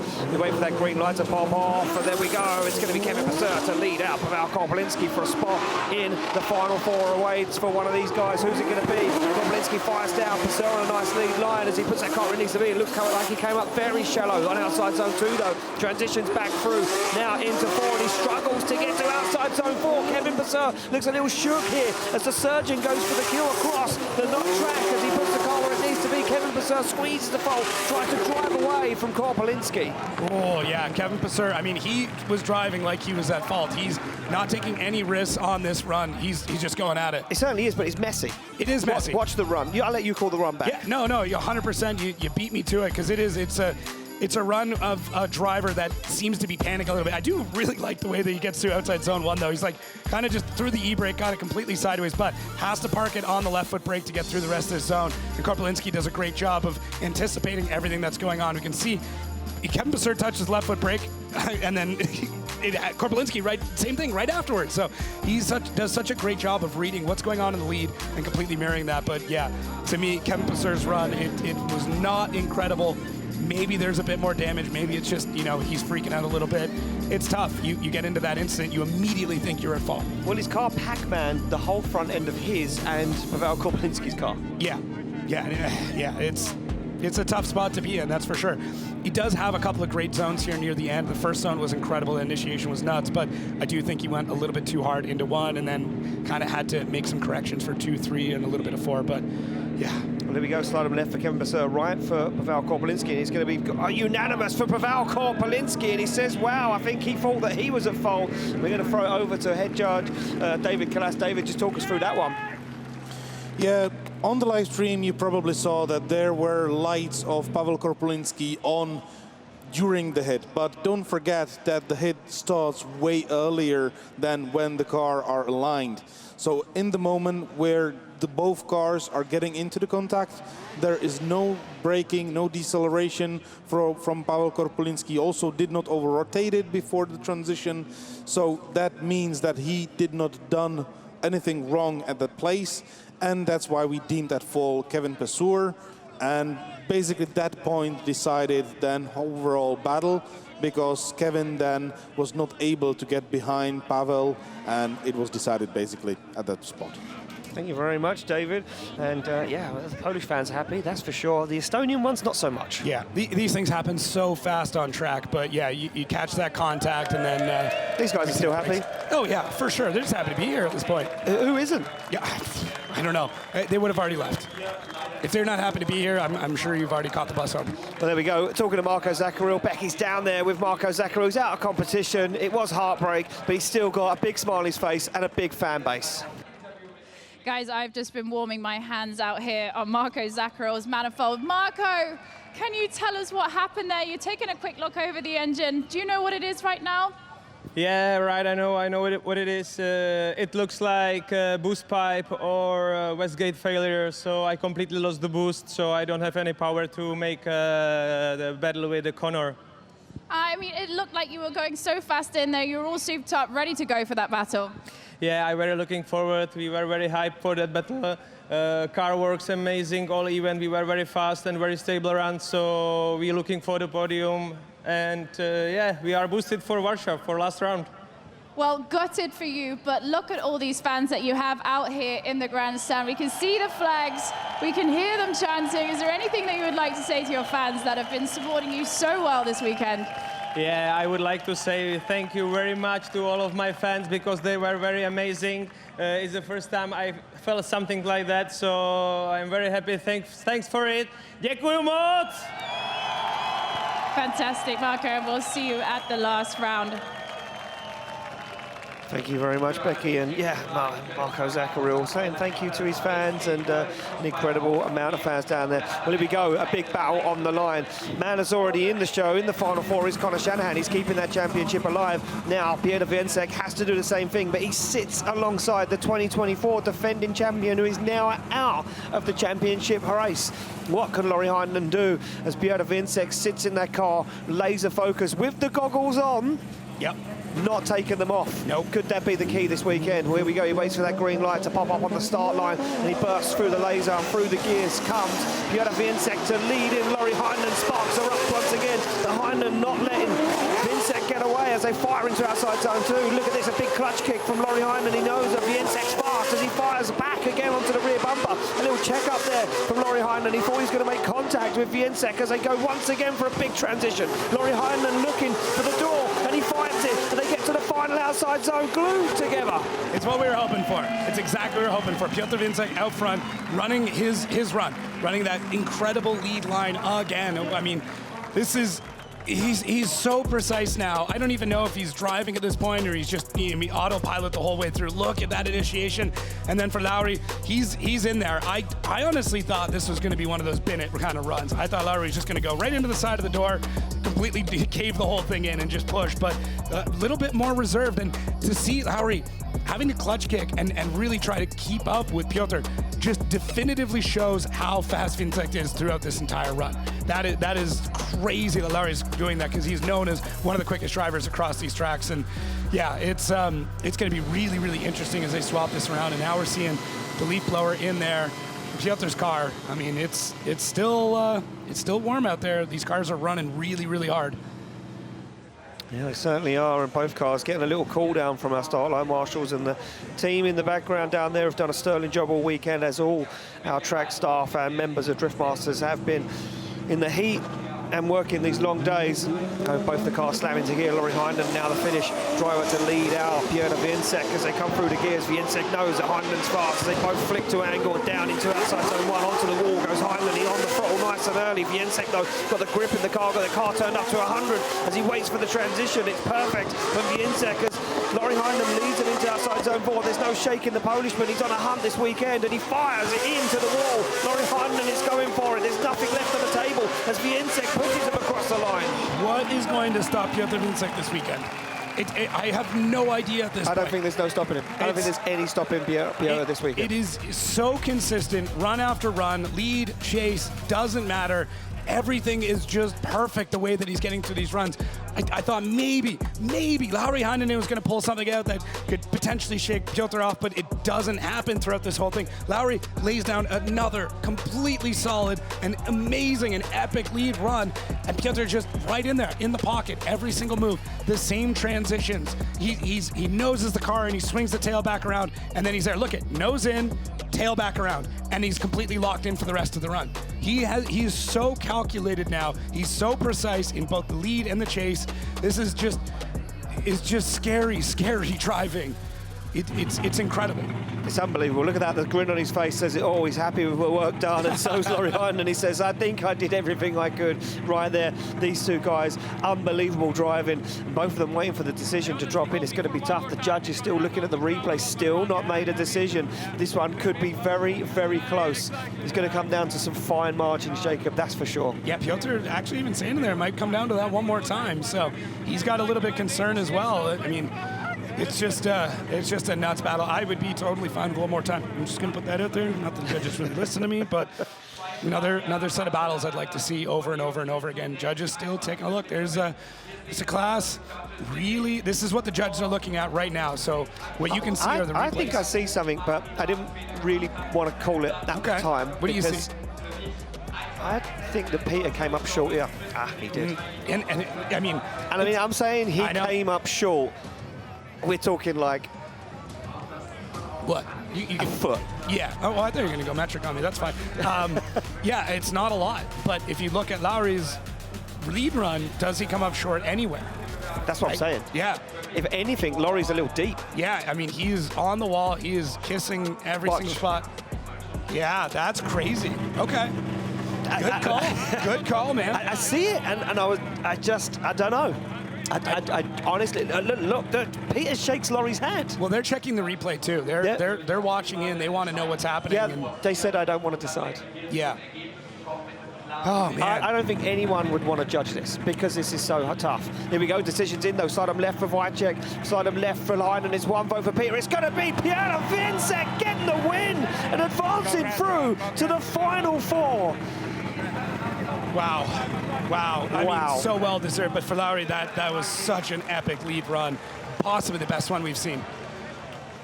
Yeah, unbelievable, absolutely unbelievable. Well, our queen down there in the paddock, our queen behind the scenes, Becky Evans, is with both of the drivers. What an insane battle, Becky. Absolutely, guys. Peter, we saw you watch the replay there, and you were watching it very, very closely. What was running through your mind just then? It wasn't sure.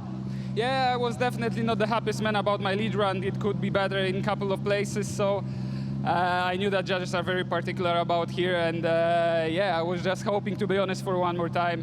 When I saw the verdict, I was like pleasantly surprised, but it's, you know, I'm happy, I'm very happy, especially here. You know, once you guess where those zones are in this darkness, it's really satisfying. But yeah, we want to keep the car in one piece. It was a great chasing glory, to be honest.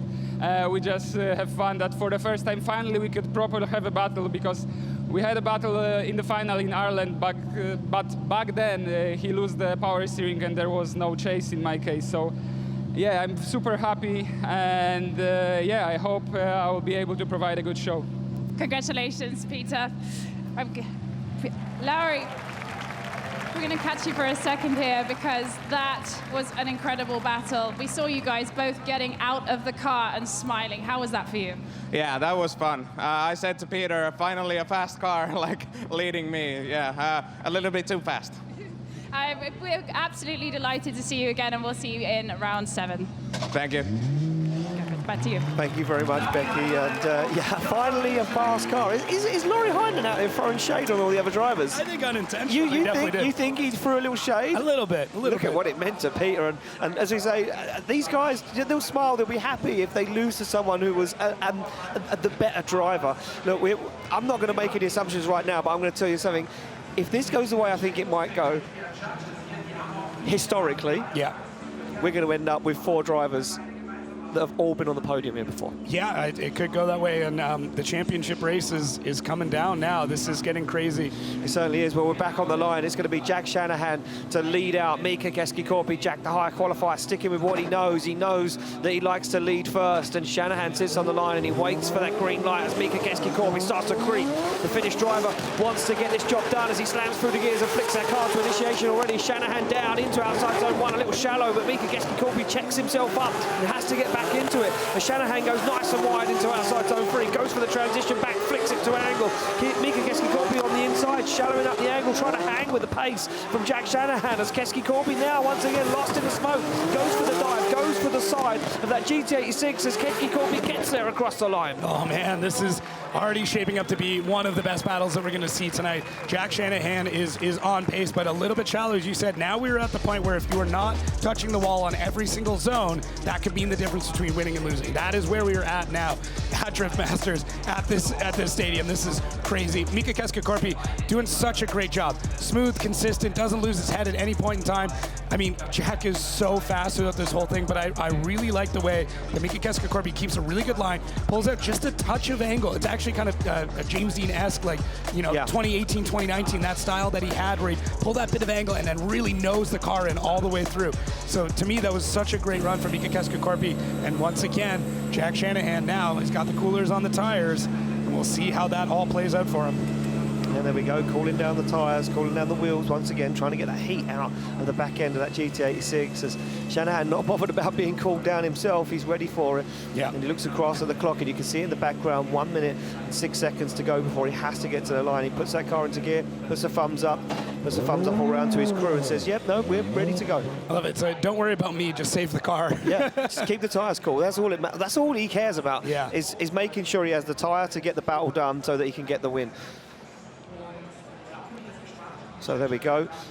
Shanahan on the line, Mika Keski-Korpi to lead them in. They get the thumbs up all around, both cars slam into gear. And we wait for that green light as Keski-Korpi now leads out. Jack Shanahan through the gears, down into initiation. Big flick from both guys. They stand on the throttle. Shanahan puts more angle at it to slow the car down as he now glues it to the side. Mika Keski-Korpi with Shanahan on the foot brake, has to slow the car down now, loses some ground from Mika Keski-Korpi as Keski-Korpi goes for that full throttle transition into outside zone 4. Put flat to the floor for Keski-Korpi as he flicks it towards outside zone 5. But now the Irishman is with him. He's onto the door as Keski-Korpi goes for the final outside zone. Shanahan is right with him. Yeah, Mika Keski-Korpi, I mean, he's just running his race. He's not really worried about anybody else. He's just, I know how I want to run this track. I know the pace I want to put into it, and he just keeps doing it. Now, the nice thing is he is getting quicker and quicker as the night goes on as well. He is getting a bit more aggressive all the way through as we take a look at that drone shot. I think that initiation line might start coming into a bit more play here with a few of these runs. And there's Jack Shanahan as we start to come through our zones. I believe we're at outside zone 3, and then we transition into 4. Mika Keski-Korpi, just a quick correction there late before he gets into 4, but I think it was still in that momentum zone. You can see here the flames popping off in the background while Jack Shanahan fights through the smoke of the BMW to try and get into the side of Keski-Korpi. And our transition into 5 looks so good, so smooth. He lines it up nice and early, gets the transition done really quick, and then gets that car settled, touches that wall, but Jack Shanahan all over him all the way through. So this is such a great run from both of these drivers. I'm loving the way that they're battling each other. So, man. There you go. Mika Keski-Korpi happy, so is Jack Shanahan, but who's going to be happy in the top 4? Slide him left for Keski-Korpi, right for Shanahan. It's going to be Jack Shanahan getting the win, advancing through to the final 4, and my prediction historically was correct. That means that the final 4 drivers have all been on the podium here in Germany before. And you want to know something else?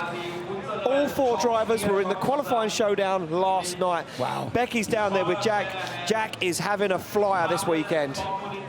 Yes, Jack has got a big smile on his face, a sigh of relief. You are heading into the top 4, Jack. Can you tell us what was going on in your head as you left the start line? To be honest, that run, I was just trying to do much the same, just trying to keep that lead line as consistent as possible. I think I'm pulling that off fairly well. I'm just being as smooth as I can. I'm not trying to pull away or anything. I'm just trying to do my job because I know we've got those more points for the lead line, basically. So I'm trying to do a Connor Shanahan. I think try to be cool, calm, and collected. And I seem to be pulling off. The lead run feels very, very good. The chase can still improve, but I think we've got Piotr Wiecek next, and I'm going to put a stop to his championship regime. I think I'm just going to blow the doors off him and hope for the best. Well, let's talk about the championship. Obviously, sitting in 4th at the moment, the championship is still alive for you. It's still capable. Maybe a first place, not so much. It depends on if we get the win here tonight or not. But I'm not really focused on that right now. I just want to get on the podium for the first time this season, and I'm not going to stop until I am. Absolutely, Jack. Wise words. We'll see you in the top 4. Thank you very much, Becky. And, well, he's going to blow the doors of Piotr Wiecek. We're getting some smack talk going on here. Getting some smack talk going on. Jack Shanahan wants a taste of the champagne. He hasn't been on the podium in 2025. It's been a rough season for him. He's now back into it. Here we go. This is how it looks. Connor Shanahan will take on Pavel Corpolinsky. Piotr Wiecek will take on Jack Shanahan for a spot in the final awaits for one of those drivers, Jacob. It is getting heated. How have we ended up? I'll tell you how we ended up with this. Because those 4 drivers who qualified in the top 4 are the best drivers this weekend. Period. No questions asked.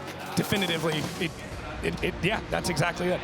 It's nuts. And the crazy thing, too, is these are the 4 drivers now who are in the championship race. It is dialed down. Piotr Wiecek, Connor Shanahan, Jack Shanahan, and yeah, Pavel Corpolinsky are the only 4 drivers mathematically that could win the championship if you want to make this Final 4 any more epic. So you're telling me that James Dean now mathematically is out of the championship race? Who would have ever thought that? That's such a weird thing to say ever.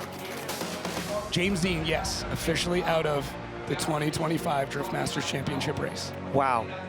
I stared you right in the eye on that one. So the 4 guys that we're going to see coming up in a few moments' time, one of those will be the 2025 Drift Masters champion. You got it. You got it. 2 chances to take it to Poland, 2 chances to take it to Ireland. Ladies and gentlemen, let's get this steamboat going. It's time for our final 4.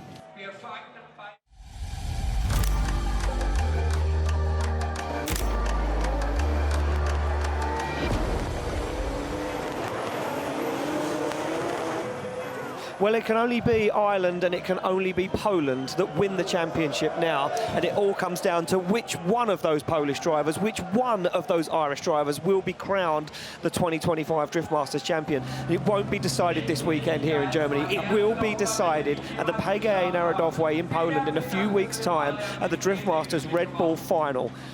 But the championship points to get there will help every step of the way. These guys are now fighting tooth and nail for every single point on the board, and for every single driver this matters more than ever, because that news will be reported back to them every time they speak to the crew, every time they look at the broadcast, that now is the time to make it happen. Jack Shanahan will take on Piotr Wiecek. Connor Shanahan sits on the line to lead out Pavel Corpolinsky, the surgeon. The shadow versus the surgeon sit on the line, and it's going to be Shanahan to leave the line from the green light. They slam through the gears and they flick it to angle as they both fire down, and they flick it to angle once again, and Shanahan goes nice onto the wall. A little check up there from Pavel Corpolinsky as he squeezes his S14 into the pocket of Connor Shanahan's GT86. They flow into outside zone 4. Neither guy wanting to give up as Corpolinsky pushes once again and bursts through the smoke as he looks for the front wheel of that GT86. They go to the edge of the circuit into the wall and across the line. Here we go. This is it. This is the beginning of the end for all of these drivers. Every single battle, every corner, initiation, handbrake pull, all of it will be definitive in what happens to their season, how they will be written in the history books. This is the beginning of that. Connor Shanahan through that first outside zone looks completely solid, but the surgeon does not back down at any point. Look at him, completely locked in through these transitions, does such a good job of timing it, and doing something that Piotr Wiecek is also doing. Getting that front end in first, getting the tail end of the car to get back around. That way, you're not over-committing at any point. You're not over-rotating. You can really line things up. You can still get that proximity without taking as much of a risk. And both drivers are on a beautiful display of why this sport is so incredible. An amazing lead run, an incredible chase run. Now they swap it around, and we'll see what plays out as these drivers now head back. Hopefully the temps are good, hopefully the cars are good, so we can see just another amazing heads-up battle between these two absolute legends. Yeah, look at that, a little confrontation there as they went into the tire warming area. A little showdown, little stare-off, headlight to headlight, and judges going back over the run, and for me, I didn't really see anything in it. No. One little check-up from Pavel Corpolinsky in outside zone 2. That was it. Yeah, and I mean, for Connor, he was pretty close in all the zones, but he wasn't completely on the wall through all the zones. So those two things might be the difference. And they're going to have to split hairs, the judges, as we move through this, as we get closer to the final. These guys are going to be pushed to their limit, both drivers and judges and all of the staff and the cars themselves. As Connor Shanahan sits on the line, you can see the sweat beading on his brow as not only the temperature in the car reaches maximum, but the pressure on his shoulders of winning another championship starts to amount. This man would love nothing more than to be crowned a two-time Drift Masters champion. Corpolinsky would love nothing more than to be crowned a Drift Masters champion. As they sit on the line, Corpolinsky gets the green light, and it is go time as they slam through the gears. Shanahan laser focus, flicks that car, and pulls the steering wheel towards the back end of that S14 as they fire into that first outside zone. The second one collected. Corpolinsky's on an absolute flyer. The Shanahan can't be shaken as they fire through the smoke. Corpolinsky goes for that perfect line into that outside zone. Corpolinsky giving him all the opportunity to get close and personal onto the door. And Shanahan takes it through the smoke as he goes closer than Corpolinsky as he rubs the wheel on the door across the line. And this is the difference in their transitions. Pavel Corpolinsky, very calculated. Connor Shanahan, just reckless, perfectly reckless though. It's nuts. I mean, when he dives in, the confidence that he's got that car is going to catch and the driver in front of him is not going to do something strange. And if you're going to pull something like that, Pavel Corpolinsky is the perfect dance partner to do it with, because he is going to have a solid lead run. Here it is, Connor Shanahan slowly starts hunting him down. You can see Pavel, he's got such an amazing steadiness in his angle. And then Connor gets that transition done so early into outside zone 4. Oh, another beautiful replay of that. And then as we come through this super long outside zone, this is where Connor loads up the car and makes that dive. You can tell he gets, I don't know what he's doing in the car to do it, but it's like a spring. It was just there. Yeah, I know, but it's like, I still don't understand how he's able to do it, because he picks up speed, and then as the other car comes around, he's just teleported to the door. It is truly incredible to do something like that, especially at these speeds, especially with this much grip, and at the end of the day when you're completely exhausted.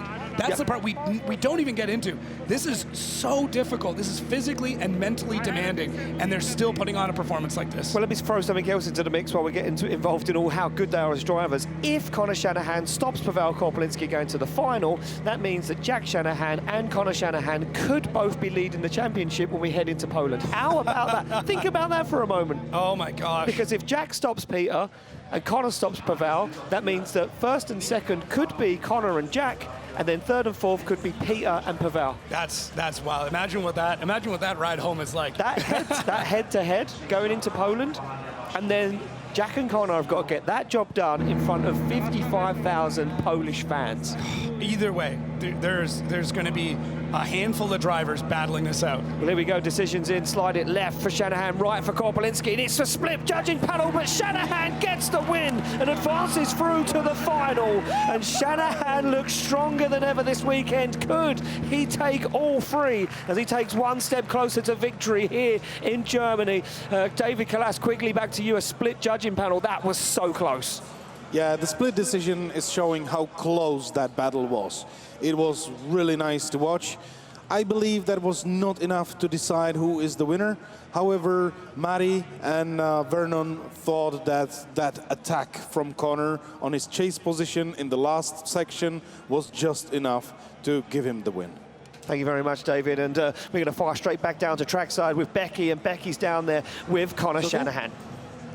Connor, congratulations. You've made your way all the way into the final. I mean, we've got to talk about it. Those transitions, the way you load the car up and manage to just perfectly time it onto his door. Can you tell us what you're actually doing in the car to be able to time it that well? It's a lot of different things. My spotter really said, really focus on the transitions, even if I have to sacrifice a little bit of proximity in places. Once the timing is better, we knew that we had a chance, but overall, it was a really close battle. I started to lose him a little bit in outer zone 4 and then just tried to sacrifice it a little bit to get back into the pocket. But first or second place tonight, no matter what. I really thought Lauri beat Peter, to be honest, and I was like, oh, we might get a bit of a break, but Peter's still fighting. I know he's going to put on a fight now, but when you have against two Shanahans, we have a little bit of an advantage. So come on, Jackie boy, get the job done. I was about to say, there's a big battle coming up with Jack and Peter. It's a big one for you. Every time. Yeah, absolutely. I'm not going to stay in their way for much longer. I'm sure this one is going to be a good one, but I hope we can share an all Shanahan final tonight. It will be special. Absolutely, Connor. Congratulations. I'll see you in the final. Thank you very much, Becky. And yeah, the two Shanahans won't give up that easy. No. And they need to get the job done. Look at this. Sheer determination on the face of Jack Shanahan, a big nod, a big shake of the hand. He has a big task on his hand right now. Jack Shanahan is going to go head-to-head with the man leading the points, with a man with a three-time European Championship underneath his belt. The three-time Drift Masters champion sits on the line to lead them out. The higher qualifier decides to lead first, but nothing separating these two guys. No. Yesterday in qualifying, 0.5. No, nothing, just nothing. They're both on absolute heaters. They've both been incredibly perfect throughout so much of this night. I don't know. I don't want to know. I don't even want to find out. I just want to sit here and absorb. Tell you what, I do. Happen. I do. I guess. Give me the tea. I want to know everything. Here we go. They're on the line. They're ready to go. It's going to be Shanahan to take down Piotr Wiecek. Can he do it? He said he's not going to stop until the job is done, and they fire into initiation. And look at that from Wiecek. He's on the outside zone, but there's a wobble, and Shanahan has to back out. But now reins him back in and gets back into the fight as Shanahan goes for the door. Oh, big dive from Shanahan in outside zone 4. We've not seen anyone do that. Shanahan goes for it once again, goes for the big flick, and Peter puts it towards the wall, to final outside zone, and Shanahan's with him. Right, this is what I expected. Jack just to go crazy, to just unleash full Jack Shanahan on him. This was nuts. Piotr, just a very rare mistake. There is just a small opening here that Piotr left on the table. Outside zone 1 to outside zone 2. We saw it happening in qualifying. We saw this spot on the track just does some strange things. Yeah. And yeah, that is so obscure for Piotr. I mean, and then yeah, Jack just getting wild, all up in the side of Piotr, all the way through. A dive into 4 like that is wild. Just trying to body slam him through the whole track, and right there again. Oh my gosh, Jack Shanahan is just an absolute wild man, but that is what it is going to take out Piotr Wiecek. Right now, in my mind, I'm going back to flashbacks of qualifying. Yeah. Jack Shanahan trying that nuts entry Now, it didn't work in qualifying, but is that something he tries to pull out now, where he goes, I don't know? Because that is not a definitive run in any way. No. For me, Peter started to drive into beast mode on the second half of that battle. Yes. He knew that he'd made a mistake on outside zone 2, and you could see the way he turned up instantly inside the car. He flicked the switch and he said, we're not messing around, we're going for it. And he drove harder on the second half of the run because he had to push the car to the limit. And you could see Jack Shanahan was just struggling with a little bit of grip and a bit of pace to keep up with Peter. Yeah, it's starting to break through. Piotr's been so calm, collected all the way through. He's had all of his faculties together, and then that moment of a Shanahan just getting and crawling under his skin, just that little bit, saying, hey, you're not perfect. This wasn't a perfect run, and I'm going to show you. Man, this is becoming psychological warfare between these two drivers. It certainly is, and it's going to continue all the way through until we get to the final. And it's lights on and away we go as these guys now wait for the green light, and Shanahan will now lead out. Piotr Wiecek at a spot for the final. Waits for one of these guys. It's an early initiation from Wiecek as he fires onto the door of Shanahan. There's no mistakes from Shanahan though, as he puts it right to the edge of the circuit. And look at the lead line from Jack Shanahan as Wiecek though dives through the smoke onto the front wheel, and he does repay the favour. He does what Shanahan did as they fire back once again. Wiecek throwing everything at it. He wants it. He's hungry for it. But the lead line from Shanahan is absolutely flawless. This is all-out war. That's what this is now. Everything else is gone. All the strategy, I'm going to try and be perfect. No, this is a fight to the bitter end all the way through this battle, as we can see now. Jack's significant other with this is crazy. This is crazy. The support that's going on from both these countries, you can practically feel it in the air. Oh man, it's just nuts here.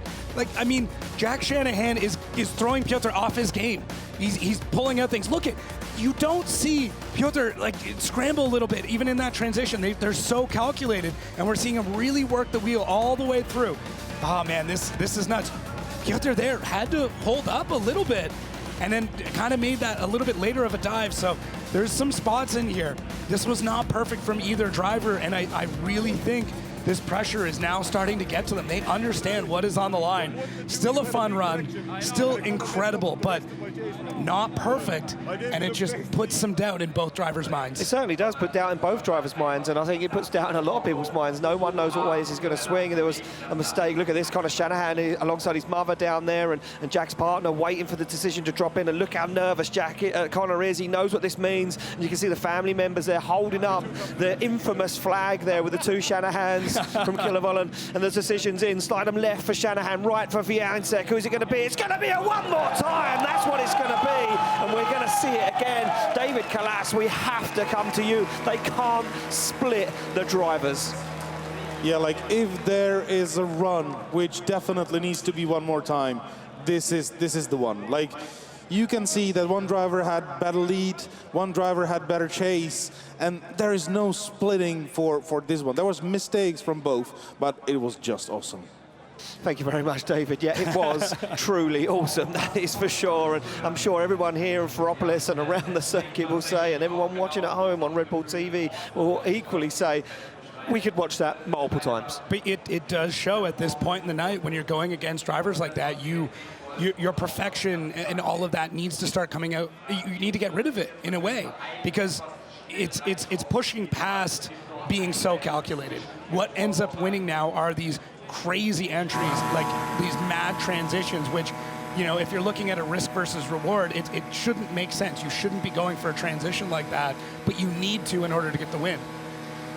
Man. Well, there we go. It's scenes down there from the Shanahan paddock as we can see tyres, fuel, and the nut guns ready to quickly turn around Jack's car. He'll be frantically getting his way back to the paddock to get the tyres changed, have a word with the team, have a word with his brother as well. You know, these guys have an incredible spot on Matty, but there's nothing like the brotherly relationship that these two have, who drove together for so many years and spotted for each other and give each other advice. And you see Connor run back into their lorry, and I wonder, is he getting him a cold drink and, you know, cool him down and say, right, listen, this is what you need to do this time? I think he might be grabbing a headset. I think this is the point where Matty may actually just put his headphones down and say, you know what, there's nothing I can tell you that's going to be better advice than what your brother's going to tell you. That's what I think goes on here. I think Matty's done everything he could tonight, and now it is just up to the Shanahans. This is nuts. I mean, I can't imagine the tension right now with that family and everything that's going on, fighting for this championship. Conor desperately wants that second championship, and Jack so deserving of a championship, and he's right on the precipice of it. And in order for him to do it, in order for him to become a champion, he has to win this battle now. It is so do or die for Jack Shanahan. Well, I mean, look, mathematically, yeah, they don't trust me with calculators or numbers because, you know, yeah, I've made mistakes historically. If Peter goes out to the third and fourth place playoff and he finishes third tonight, how does that leave the points with Conor? Does Conor then overtake him? That's what I want to know. You've got it. Oh, you've got the abacus back out again, and here we go. Look, you see the frantic scenes down there, and Conor talking to Liam, their main mechanic, their head mechanic down there in the Shanahan pits, and you can see the local commentators now trying to get the crowd involved, getting the phone torches out, trying to create some ambiance around the circuit. Jacob's doing some. We're doing some math. We're doing some math. You and the truck that you're talking behind the scenes, trying to work everything out at the moment. There's multiple calculators going right now, because if we're going to provide an answer, we want to make sure it is as correct as humanly possible. And I'm going to stamp some authority. I want an answer. No, that's fair. That's totally fair. We've been keeping track of the points as we go throughout this night. I've got a nice big. Look at this! Look, moral support down there. You can see Dwayne McKeever in the pits with the Shanahans. You can see Bagsy down there in the pits, and Jack's partner Conor down there as well, talking to Jack. Jack not getting out of the car. He's going to stay in the car to keep himself focused and keep himself in the zone. And unfortunately, we don't have views from Peter's pits. And we're trying to get the calculations done right here, because I want to know how this is going to end up. If we leave here in that situation, how do we look going into Poland? Yeah, I mean, to me right now, Conor, I mean, if Piotr goes out at this point, maybe sticks in fourth, he's going to be stuck at 370. Conor then, I mean, he right now is at 354, so he could pick up those points. Yes, Conor could easily surpass Piotr. Jack, I think, is a bit more of a stretch on that one. Well, there we go. We've got the RF camera down there in the pits. Piotr Wiecek, and they're working away on that car. Look at this. They're just talking to Peter, having a word with him, checking out everything, making sure he's all good. The tyres are changed, the car is refueled. You can see the crew down there. Yeah, so... And it looks like they're frantically trying to work with the communication, so the radio from Peter's helmet to the car, they're trying to get that hooked back up again. Interesting. Okay, I got some answers for you. So you've got some answers. Tell me, Jacob, tell me. So, Conor can surpass Piotr on this one. Jack, even if Piotr goes out at this point, won't make up enough points to be able to put him in first or second place. So he'd still be behind Piotr, but he would be in third overall. So it is, at that point, we're pretty much looking at a 3-horse race going into the finals. So there's still a lot here to go. I mean, you're picking up points as you move on throughout these rounds, and really, I mean, it's going to be tough either way. This is just not easy, but you want as much of an advantage, or at least to close the gap as much as possible once this night is over. We certainly do. Well, there we go. And if that isn't a reason for you to grab tickets for the final at the PGA Narodowo in just a few weeks' time in Warsaw, in the capital of Poland, then why not? Head on over to Driftmasters, grab your tickets for the final event. 55,000 people. We have a Red Bull Driftmasters final where we've got a race of champions. We've got David Coulthard coming along, Carlos Sainz. We've got them all. So it's a wild event. I'm actually kind of shocked there's still tickets available. I'd heard rumors of how quick they were selling out. There's only 4. One's your seat. We're going to sell your seat. Oh, man. You're going to have to stand. That's fine with me. I mean, listen, I'm standing through so many of these events anyway, so that's fine. There it is. Jack Shanahan out of the pits. Team smacking the trunk, smacking the roof, and getting him ready to go as they both pull into the burnout box. Yeah, there we go. And you can see the Shanahan's very, very close to the entry to the track, the warm-up box, and Peter sitting in that car again. You got the goggles on. They must be working for him. You know, he said to Becky, I don't know if they work, but they seem to be a good luck charm this weekend, so we're wearing them. Yeah, I got a lot of DMs about it and how it's helpful to be able to cut through the smoke and some of the some of the fogginess that you kind of get with that you can see a little bit clearer, especially paired up with those yellow headlights. So adding those two things together, a couple of drivers even told me it actually makes a pretty big difference when you're in the chase. Mad how the sport is now evolving to a point where the tinted visor, you know, historically people have gone for a black one or a silver one, you know, just to try and block out the sunlight. Now they're thinking about the night events, swap the visor out. We're talking like Formula One levels of helmet changes and visor changes and car setup changes between qualifying and top 32. And this sport is evolving so quickly every year. It's anything to get a bit of an advantage. I mean, we're even seeing drivers now who are pointing their headlights at 45 degrees in either direction. So that way when they're at angle in the chase, it's pointing straight ahead. Yeah. So it's just every bit of advantage. What I do love about this right now is you've got the Shanahans, which is just a very scrappy team. If you go and look at these cars, they are low tech for a reason. They don't want anything to break. It's like if it doesn't need to be there, it's not there. And Piotr's car, it is incredibly complex. It is just so heavily developed, and that is what has allowed him to do this. So just a battle in so many different ways: chassis, driver, upbringing, country, everything. So cool. And at the end of the day, here they are, just trying to get ahead of each other in a championship fight. There we go, back on the line they go, and they're ready for action. Tyres warmed on the backs of these cars. This is for a spot in the final. Who will take it through to the final? Will it be the man that was leading the points coming into this weekend? The two-time round winner of 2025, Piotr Wiecek. He sits in that car, shakes his head left to right, tightens the belts. Or will it be the Irishman, Jack Shanahan, who wants to battle his brother like he did last night under the lights here in Ferropolis in Germany at round 6? We wait to get the thumbs up all round, and we do, and the lights start to illuminate as they pop green. It's going to be Piotr to lead them off, and through the gears they come. They've felt each other out once already, and now they know how this one's going to play. And look at the angle from Shanahan. He's almost backwards onto the wall. No mistakes from Peter this time as they both get into it. No messing around, straight into those outside zones. Both cars on the rev limiter as they enter outside zone, and Shanahan's closer than he was before. Now backs off, gives him the room to manoeuvre, but almost takes a back end off the Supra. Shanahan said he was going to blow the doors off Peter, and he almost has across the line. They're stepping up again, and Piotr, he's had to get more aggressive. He's now has to play Jack's game throughout this run. He's still precise, but it's now this much more aggressive, almost angry run that he's doing.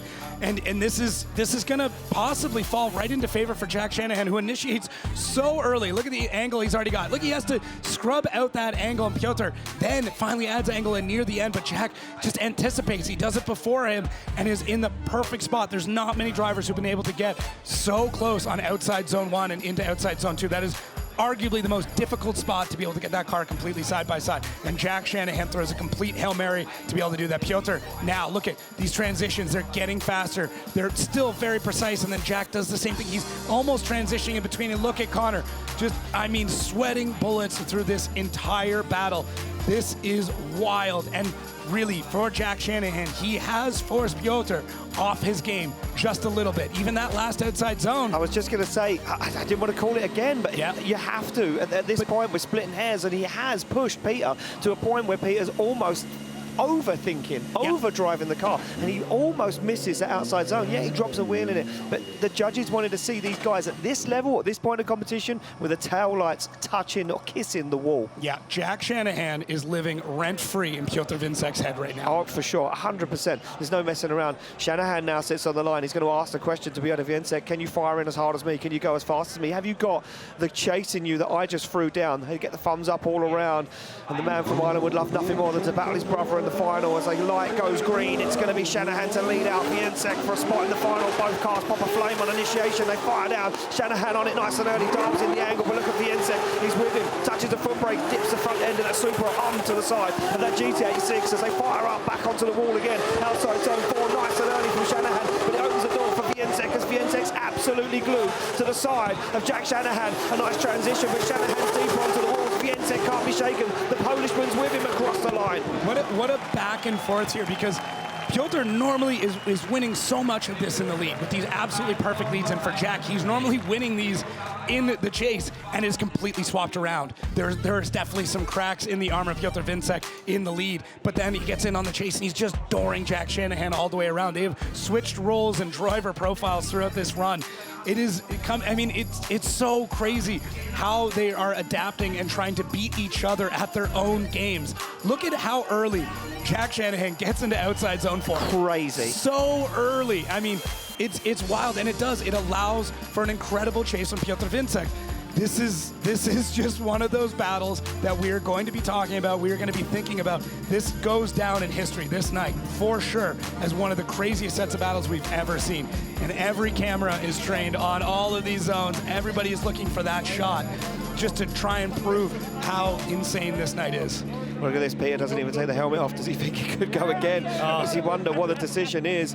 As we can see, these two guys excited, happy, out of the car, taking a breath of fresh air after what was an incredible one more time battle again for these two guys. Judges will have to make a decision, but there's big discussions going down, and not one judge yet has put in their answer to who they think will be the guy facing off against Conor Shanahan in the final. And you can see David Kalas having a discussion with Vernon Svanefeld and Mateusz Jedges, and our fourth EVS judge down the back end there, Chris Witowski. Those guys doing a sterling job all season so far. Just one more round to go for them guys, and they get a nice little break in the off-season to reset and come again. And look at the replay, though. These two guys just side by side, glued to each other. Perfect transitions.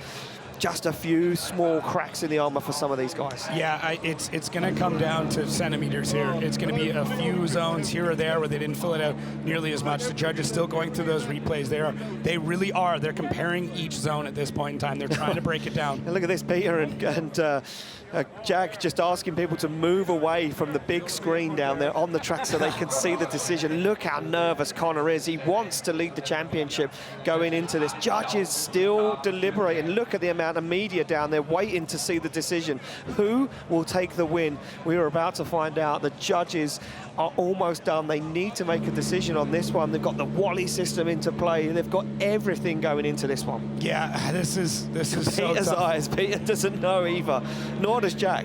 It's tough. I mean, I can't imagine. This has got to feel like years going by for these drivers and for everybody sitting in the stands right now and everybody at home waiting to find out what the judges are going to say, because it is one of the tightest battles I have ever seen. It certainly is one of the tightest battles I've ever seen. It's the tightest one more time battle I've ever seen as well. We wait for the decision to drop in, and these two guys nervously wait down trackside, and so do their crew as they bite their fingernails in anticipation of will they see the two brothers face off in the final here in Germany, or we see a replay of Conor versus Peter. Once again, the decision's in. Slide them left for Jack and right for Peter. It's one vote for Peter. It's one vote for... It's Jack Shanahan gets the win and advances to the final to face off against his brother. We have a complete replay of last night's qualifying showdown. It will be Shanahan versus Shanahan and Pavel Corpolinsky to take on Wiecek. Wow! It is not often that we see these judges not all going the same way. It doesn't happen all that often, but it just shows you how close this is. I mean, judges now finally having a discussion about it. Usually they try to do this in isolation. Now they're trying to figure out, because that was tough. It was very tough. It certainly was tough, and we're going to have to come to you, David Kalas. Once again, a split judging panel. Our fourth EVS judge has his hands in his head. He doesn't know what's going on. That was a tough one more time. Hey, come on, like, we need to have one more time. Like, that was so close. We were looking into every single detail of the run. Like, what we were discussing mainly, what was waiting more, that amazing lead what Jack provided, or that amazing chase of Piotr which he provided. It was like very splitting the hair here and there. For me, it was like half a point for Piotr. For the other two judges, it was half a point more for Jack. And I need to agree with them because it was very hard to choose which driver was able to pull it at this moment. And it was incredible job from both drivers. Thank you much, David. And yeah, these guys sweating. They're sweating in here. We've got the aircon on full blast because these guys are absolute sweating. Look what it meant to the Shanahan family. You can see Corey down there embracing. And look at this, we see what it meant to Jack. And Becky's down there with Jack Shanahan. Wow, what a weekend for the Shanahans. Jack, a huge, huge battle for you there. You said as you got out the car, I had nothing more to give.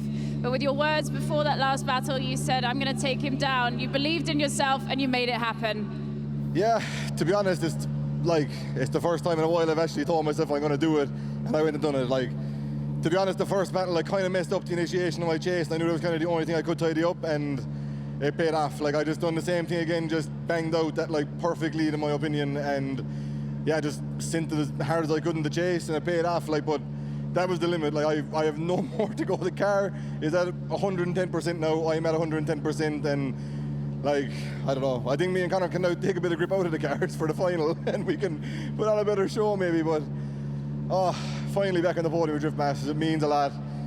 And yeah, I just got to take it all in. It's a good one. A whole team in the final again, but Connor got his win last night. I think it's time to take that off him now. I can see what it means to you on your face. I mean, we can talk about championships and what this means with points, but to see you and your brother in the final, it's almost immaterial at this point. It's about just getting yourselves there. How are you feeling ahead of the next battle? Yeah, no, like the championship is not even a thought in my brain. And to be honest, Connor said to me before I took off, he was like, forget about the championship. He was like, we just need this final in front of all these people. Two boys from Kilavolan just doing our best. And here we are in front of the biggest stage of the world. It's unbelievable. Absolutely, Jack. Congratulations. We'll see you in the final. Big battle with your brother coming up. Thank you very much, Becky. Yeah, you could see what it meant to Jack Shanahan. Look at that, the team's still down there. You can even see the Drift Games team in the paddock now and everyone surrounding. Here we go. This is what it looks like. The playoff will be Piotr Wiecek to take on Pavel Corpolinsky. That one is going to be incredible. The surgeon takes on the man, the three-time Drift Masters champion. Then it will be the all-Shanahan final in Germany. Jack's already said it.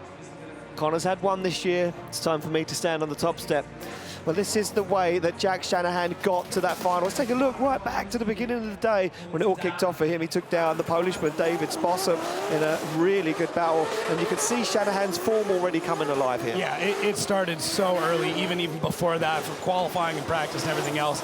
And Spossum, I mean, you can't be mad with the performance that he put in on this battle, especially, you know, end up losing to a driver that ends up going to the finals. And then right after that, we get into Espen Rhodes. I mean, look, Espen Rhodes, not an easy contender on any day of the week, but Espen Rhodes this weekend just couldn't hang with the pace and just couldn't really get himself into the groove under the lights here in Germany. And Jack Shanahan took a win against Espen Rhodes, and you can see how flawless Shanahan's been all evening. He's just been absolutely dialed in on the zone, and then took down a man that, well, we said at the beginning of the weekend, looked absolutely flawless. Mika Keski-Korpi, the Finnish driver, again, another driver that I think maybe got in his own head and got himself a little flustered in the situation. Yeah, I think that's really what it came down to, but Mika Keski-Korpi once again showing why he deserves to be here and providing, I mean, an experience that shows he will be a future champion. And now we get into a battle that is going to be talked about forever. I mean, this is splitting hairs to the highest degree, and I don't think anybody had any idea which way this is going to go. Even the judges, I mean, pulling out their hair, just trying to figure out which way this is going to end up going, and still a split call. Yeah, it certainly was a split call and came down to a flawless lead over everything. But this is the way that Connor Shanahan got here. It kicked off this morning with a really tough battle against a good friend of his, Dwayne McKeever, and Jarkko Euler, as he underestimated the Finnish driver, is what he told everyone else. He didn't realise how fast Jarkko Euler was, and it was only that mistake there from Jarkko Euler that knocked him out of the battle. That and the wall run outside zone 1. Yeah, Jarkko Euler looks so good in practice, and one that the judges told us to keep an eye on, but unfortunately losing out to the Shadow Shanahan, who then went on to go and battle Dwayne McKeever in a one more time battle. This another one that could have gone either way, but a couple little mistakes, very, very scrappy there from Dwayne McKeever, who tried to put on the pressure of the fellow Irishman, but ultimately it was not enough to take him down. But very, very proud of the performance of Connor. Yeah, certainly so. And then Conor Shanahan didn't stop there. He went on to battle the Czech driver, Marco Zachary. A little rub of the green, we said it there before. And Marco Zachary losing a boost pipe or a charge pipe from wherever you are in the world. And Marco Zachary, no time to repair that car here at Drift Masters. We don't do 5-minute rules. So unfortunately, it was a 10-0. Marco Zachary said, like, I can't lead you out. It's just not in it. And then Pavel Corpolinsky, the surgeon. This battle was just, again, another unbelievable battle. Absolutely epic. I mean, Corpolinsky, yeah. What can you say other than he's just so good? And unfortunately, getting that pairing with Connor, I mean, any other driver, he would have been going to the finals, but now gets to battle it out for third against another driver who is almost as perfect, if not more perfect in some ways. Like, it's so hard to say, and that'll be against Piotr. I mean, both drivers want those points, especially for the top three. So take a look at the Shanahan camp here. Yeah, there we go. Scenes as Jack returns back to the Shanahan pit, and these guys are elated, but the car gets turned around quickly because they need to go head-to-head. And ladies and gentlemen, it's time for the playoffs.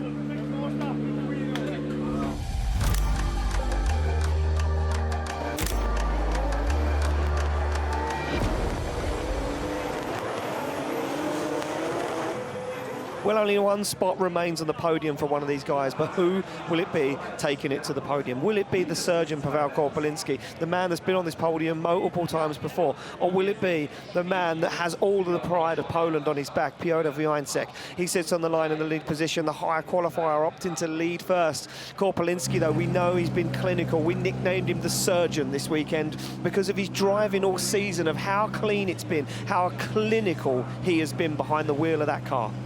Yeah, and now he's going up against another driver that's just as clinical. So this is going to be an incredibly precise match between these two, jousting of the highest degree. It certainly is. With the car slamming together, we get the green light. This is for the third step on the podium, the first run of our fourth place playoff as they flick that car to angle. Corpolinsky gets into it onto the back bumper of the A90 Supra, and they go into the wall. Look at this, absolutely beautiful from both guys at the moment. Full throttle, no messing around as Corpolinsky looks for the side of the A90 Supra and loses a little ground. The transition, full throttle from Wiecek as he gets into the outside zone, and full throttle once again as he transitions into 5, kisses the tail light off the wall, but it opens the door for Pavel Corpolinsky as he pushes Wiecek across the line. Yeah, this is just solid. Now Piotr knows who he's up against, knows the precision that he's going to get out of Corpolinsky, and is able to kind of come back a little bit. Doesn't have to be as wild, doesn't have to be as erratic as what he had to do just to battle Jack Shanahan. So we see here a big, long initiation, getting that car, adding in just a little bit more angle as it gets to that zone, and then back on the throttle. And Pavel does a really good job of mirroring him all the way through this. Maybe not completely on the door, but so good at mirroring everything that is going on in front of him. It really is a masterclass in that. Maybe, you would love to see him completely on the door, but that's not how Corpolinsky does this. He does a great job of just making sure that whatever you do, I'm going to do the exact same thing right behind you in the exact same spot. Yeah, Corpolinsky's he just absolutely oozes talent as a driver. Like, it's everything you'd want to be. Both of these guys just ooze talent. The lead lines, the chase lines, the timing of the transitions, the way they're able to position the car on circuit is just phenomenal. Yeah, this is just crazy. And now that they swap things around, what is Piotr going to do? Is he able to, match that same precision that we see at Corpolinsky? Is he going to kind of get a little bit tighter in the chase? Because that's the only spot right now that I could see. Does he take a leaf? Does he take a leaf out of Jack Shanahan's book and go a little bit more aggressive? Maybe.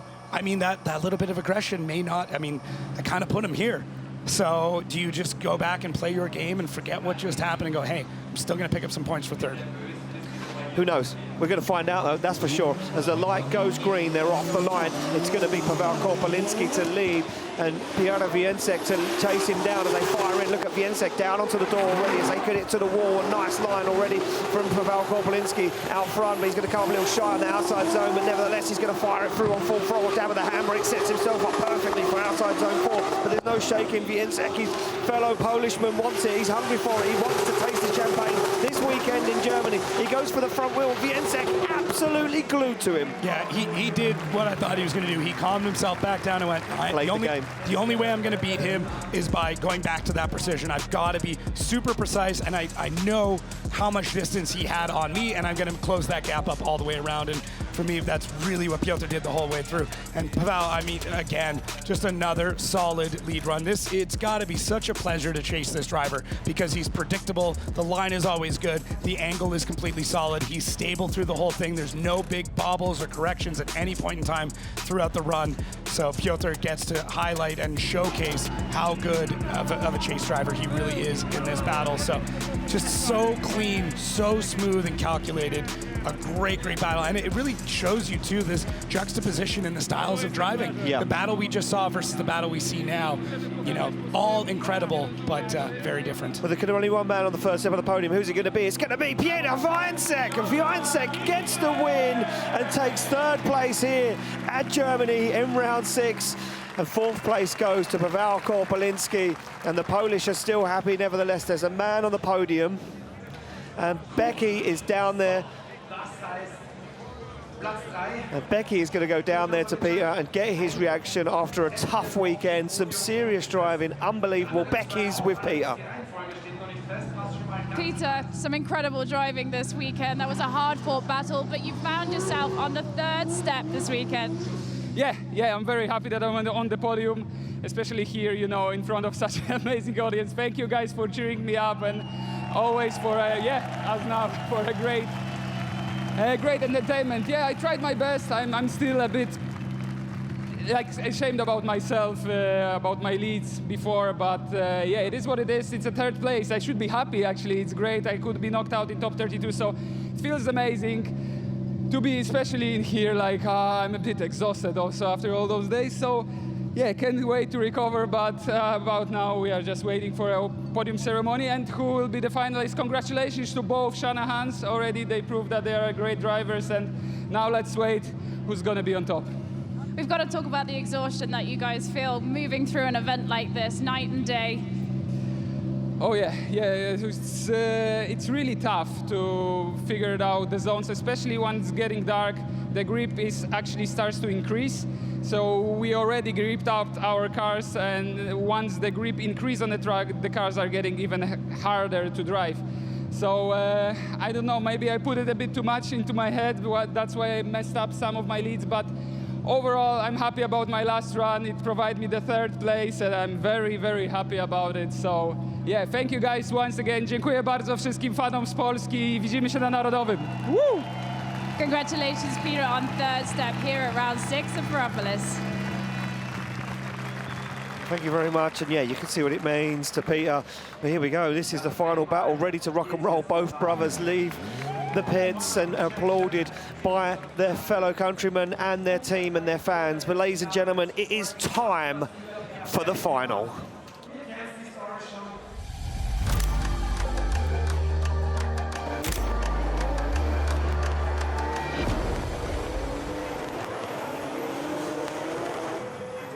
Two brothers sit on the line from a small village in the south of Ireland.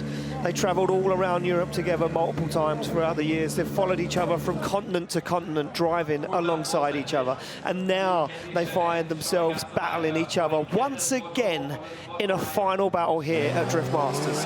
For not the first time, and for certainly not the last time. They did it last night in the qualifying showdown, where Connor Shanahan took the clean sweep. First place in qualifying, first place in the qualifying showdown. But Jack Shanahan said it earlier. He said, there is no way I am going to let Connor stand on the top step of the podium this weekend. It's my turn to taste the champagne and hold that first place trophy in my hand.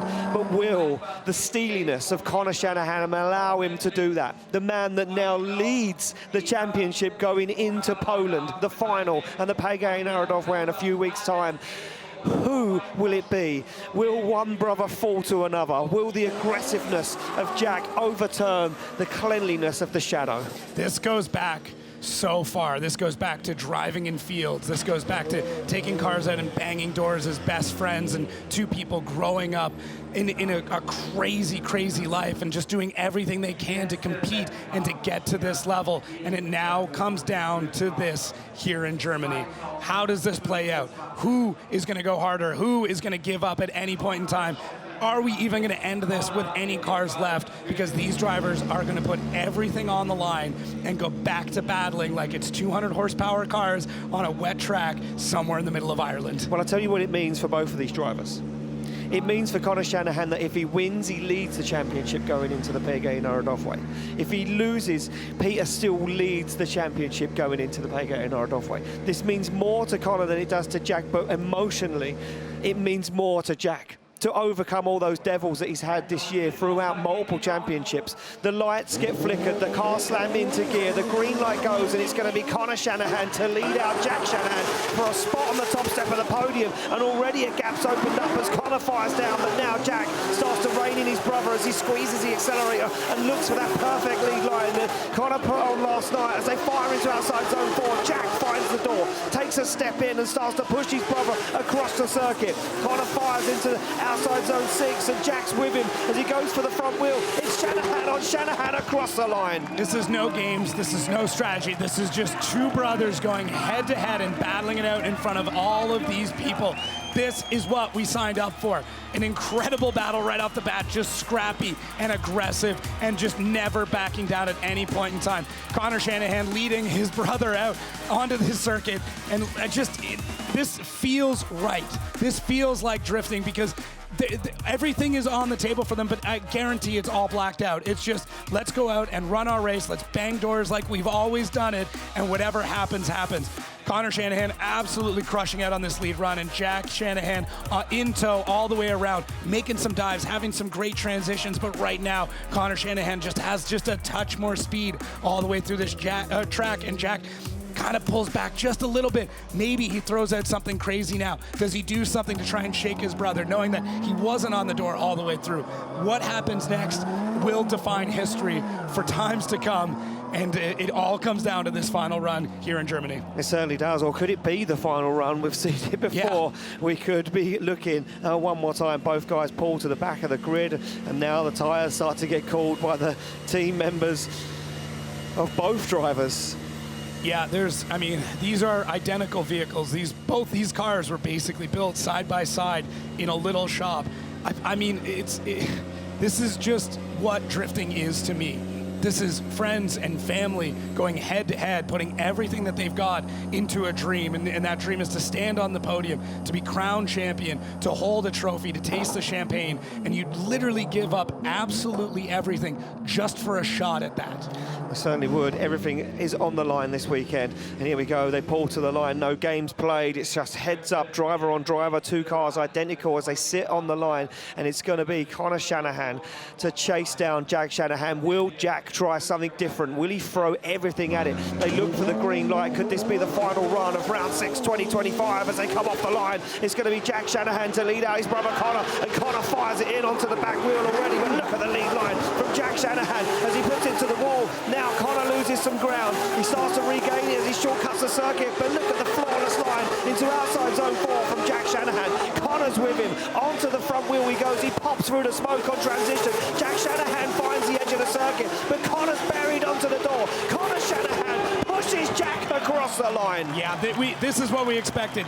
Jack Shanahan, just a masterful lead driver, and Conor Shanahan, we call him the Shadow for a reason because he is always behind you. He is just stuck to you the entire time, and that is what Conor does here. Jack, Conor, both, if you blur your eyes, you have no idea which car it is because they're just so asynchronous all the way through this run. Look at calm and collected. If there's any pressure, you would have no idea because these drivers are just running their race and having fun like they always have. What a beautiful shot there. The lights of Germany from all the fans in the background as Conor Shanahan makes that incredible transition once again. Man, look at that. So much trust and so much faith in his brother as they come through our final zones. And Conor ends it in traditional fashion by leaving a mark on the door of his opponent. Unbelievable, absolutely unbelievable. Textbook driving from both of these guys. Perfect leads, perfect chases, transitions that don't even make sense in pure darkness here in Germany under the lights, and they both pull up to jump out of the car, and there'll be a fun conversation between these two guys of who made what mistake and where was who going, that's for sure, because they'll both critique each other's and their own driving as they step out of those cars. They wave to the crowd, they shake hands, and what a scene to see these two young gentlemen who come from that small town Killervollen in Ireland, growing up, driving together and becoming these two superstars in European drifting. Yeah, this is how we wanted this night to end, with just a heads-up battle, whoever it was, and it's just such a cherry on top of the cake to have these two incredible drivers being the ones that are doing it. So either way, they're both going to be proud of each other, and either way, they're both going to be just a little bit disappointed.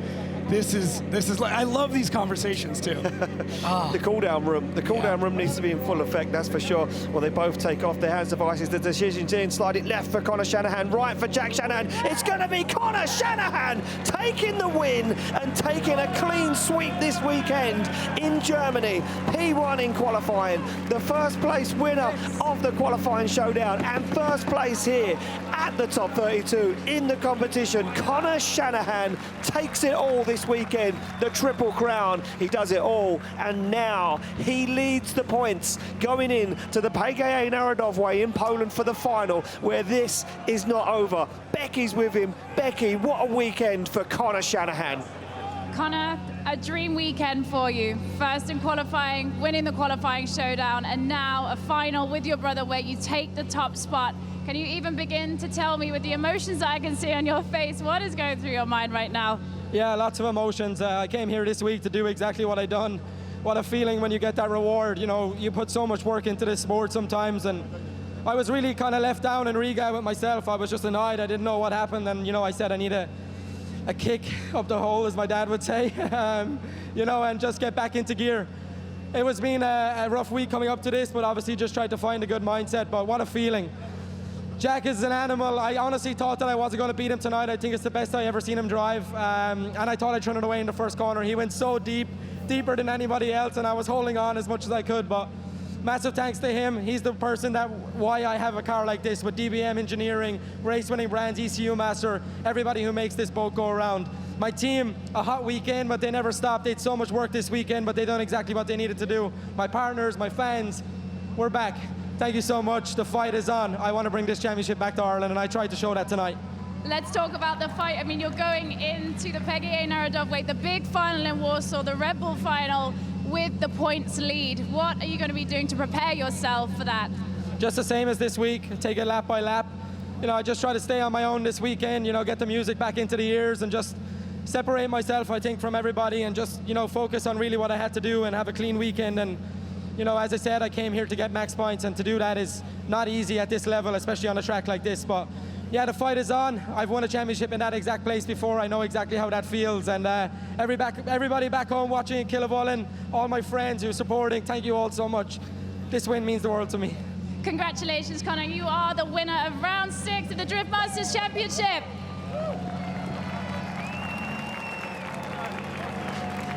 Well, there we go, ladies and gentlemen, the 3 guys that are going to stand on the top of the podium this weekend. 3 guys out of 50 drivers that had to get it done, and there we go. These are the final results for today. It will be Conor Shanahan in first place, Jack Shanahan in second, and Piotr Wiecek in third place. But look at Corpolinsky, look at Keski-Korpi, Zachary Heinonen, Pesur, some big names in that top 8 this weekend, finishing off proceedings. As we move down the order, you can see where everyone else has finished. A good weekend for Dwayne McKeever overall. No heartbreak, really, just fair fight on circuit. Yeah, if you're going to go out that way. I mean, same thing. Go out to the guy that's standing on top of the podium. But so many drivers impressed me this weekend. So many drivers making massive strides. And for a lot of them, I mean, you'd love to stand on the podium, but just, you know, getting to top 32, getting into top 16, whatever it is, that can be your win for the weekend. Man. Well, let's take a look at the championship standings now. Let's see how close it is at the top, and it is very close. 12 points separate Conor Shanahan and Piotr Wiecek. And look at that, Jack Shanahan jumps into third place in the championship with 300 points dead on. James Dean drops down to 4th, and Kevin Pesur stays where he is in 5th. Corpolinsky in the mix now in 6th place. Lauri Heinonen in 7th. Torani Kavia down there in 8th. Yeah, so close here, and yeah, it's gonna be crowned in our next round. That's what you want it to be. Final round, final results. Well, let's take a look at what we got coming up when we head to Poland. The PGA Narodowy in Warsaw, in the capital, will be the boiling pot, the melting pot for the championship final, where we decide our winner. Shanahan tags the wall, almost throws it away as Heidrich backs it in across the line. Unbelievable again. What a final. What a finish.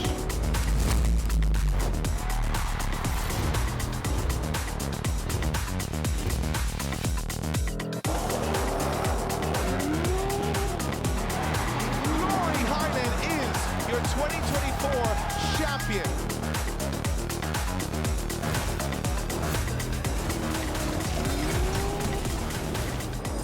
Unbelievable. unbelievable again. And there we go, triple donuts for the 3 guys on the podium. Well, that is it for Germany. That is it for round 6. We will see you at round 7 at the Pegay Narodov Way for the final. From me, from Jacob, from Becky down the ground, from everybody at Red Bull and Driftmasters, goodbye and see you soon.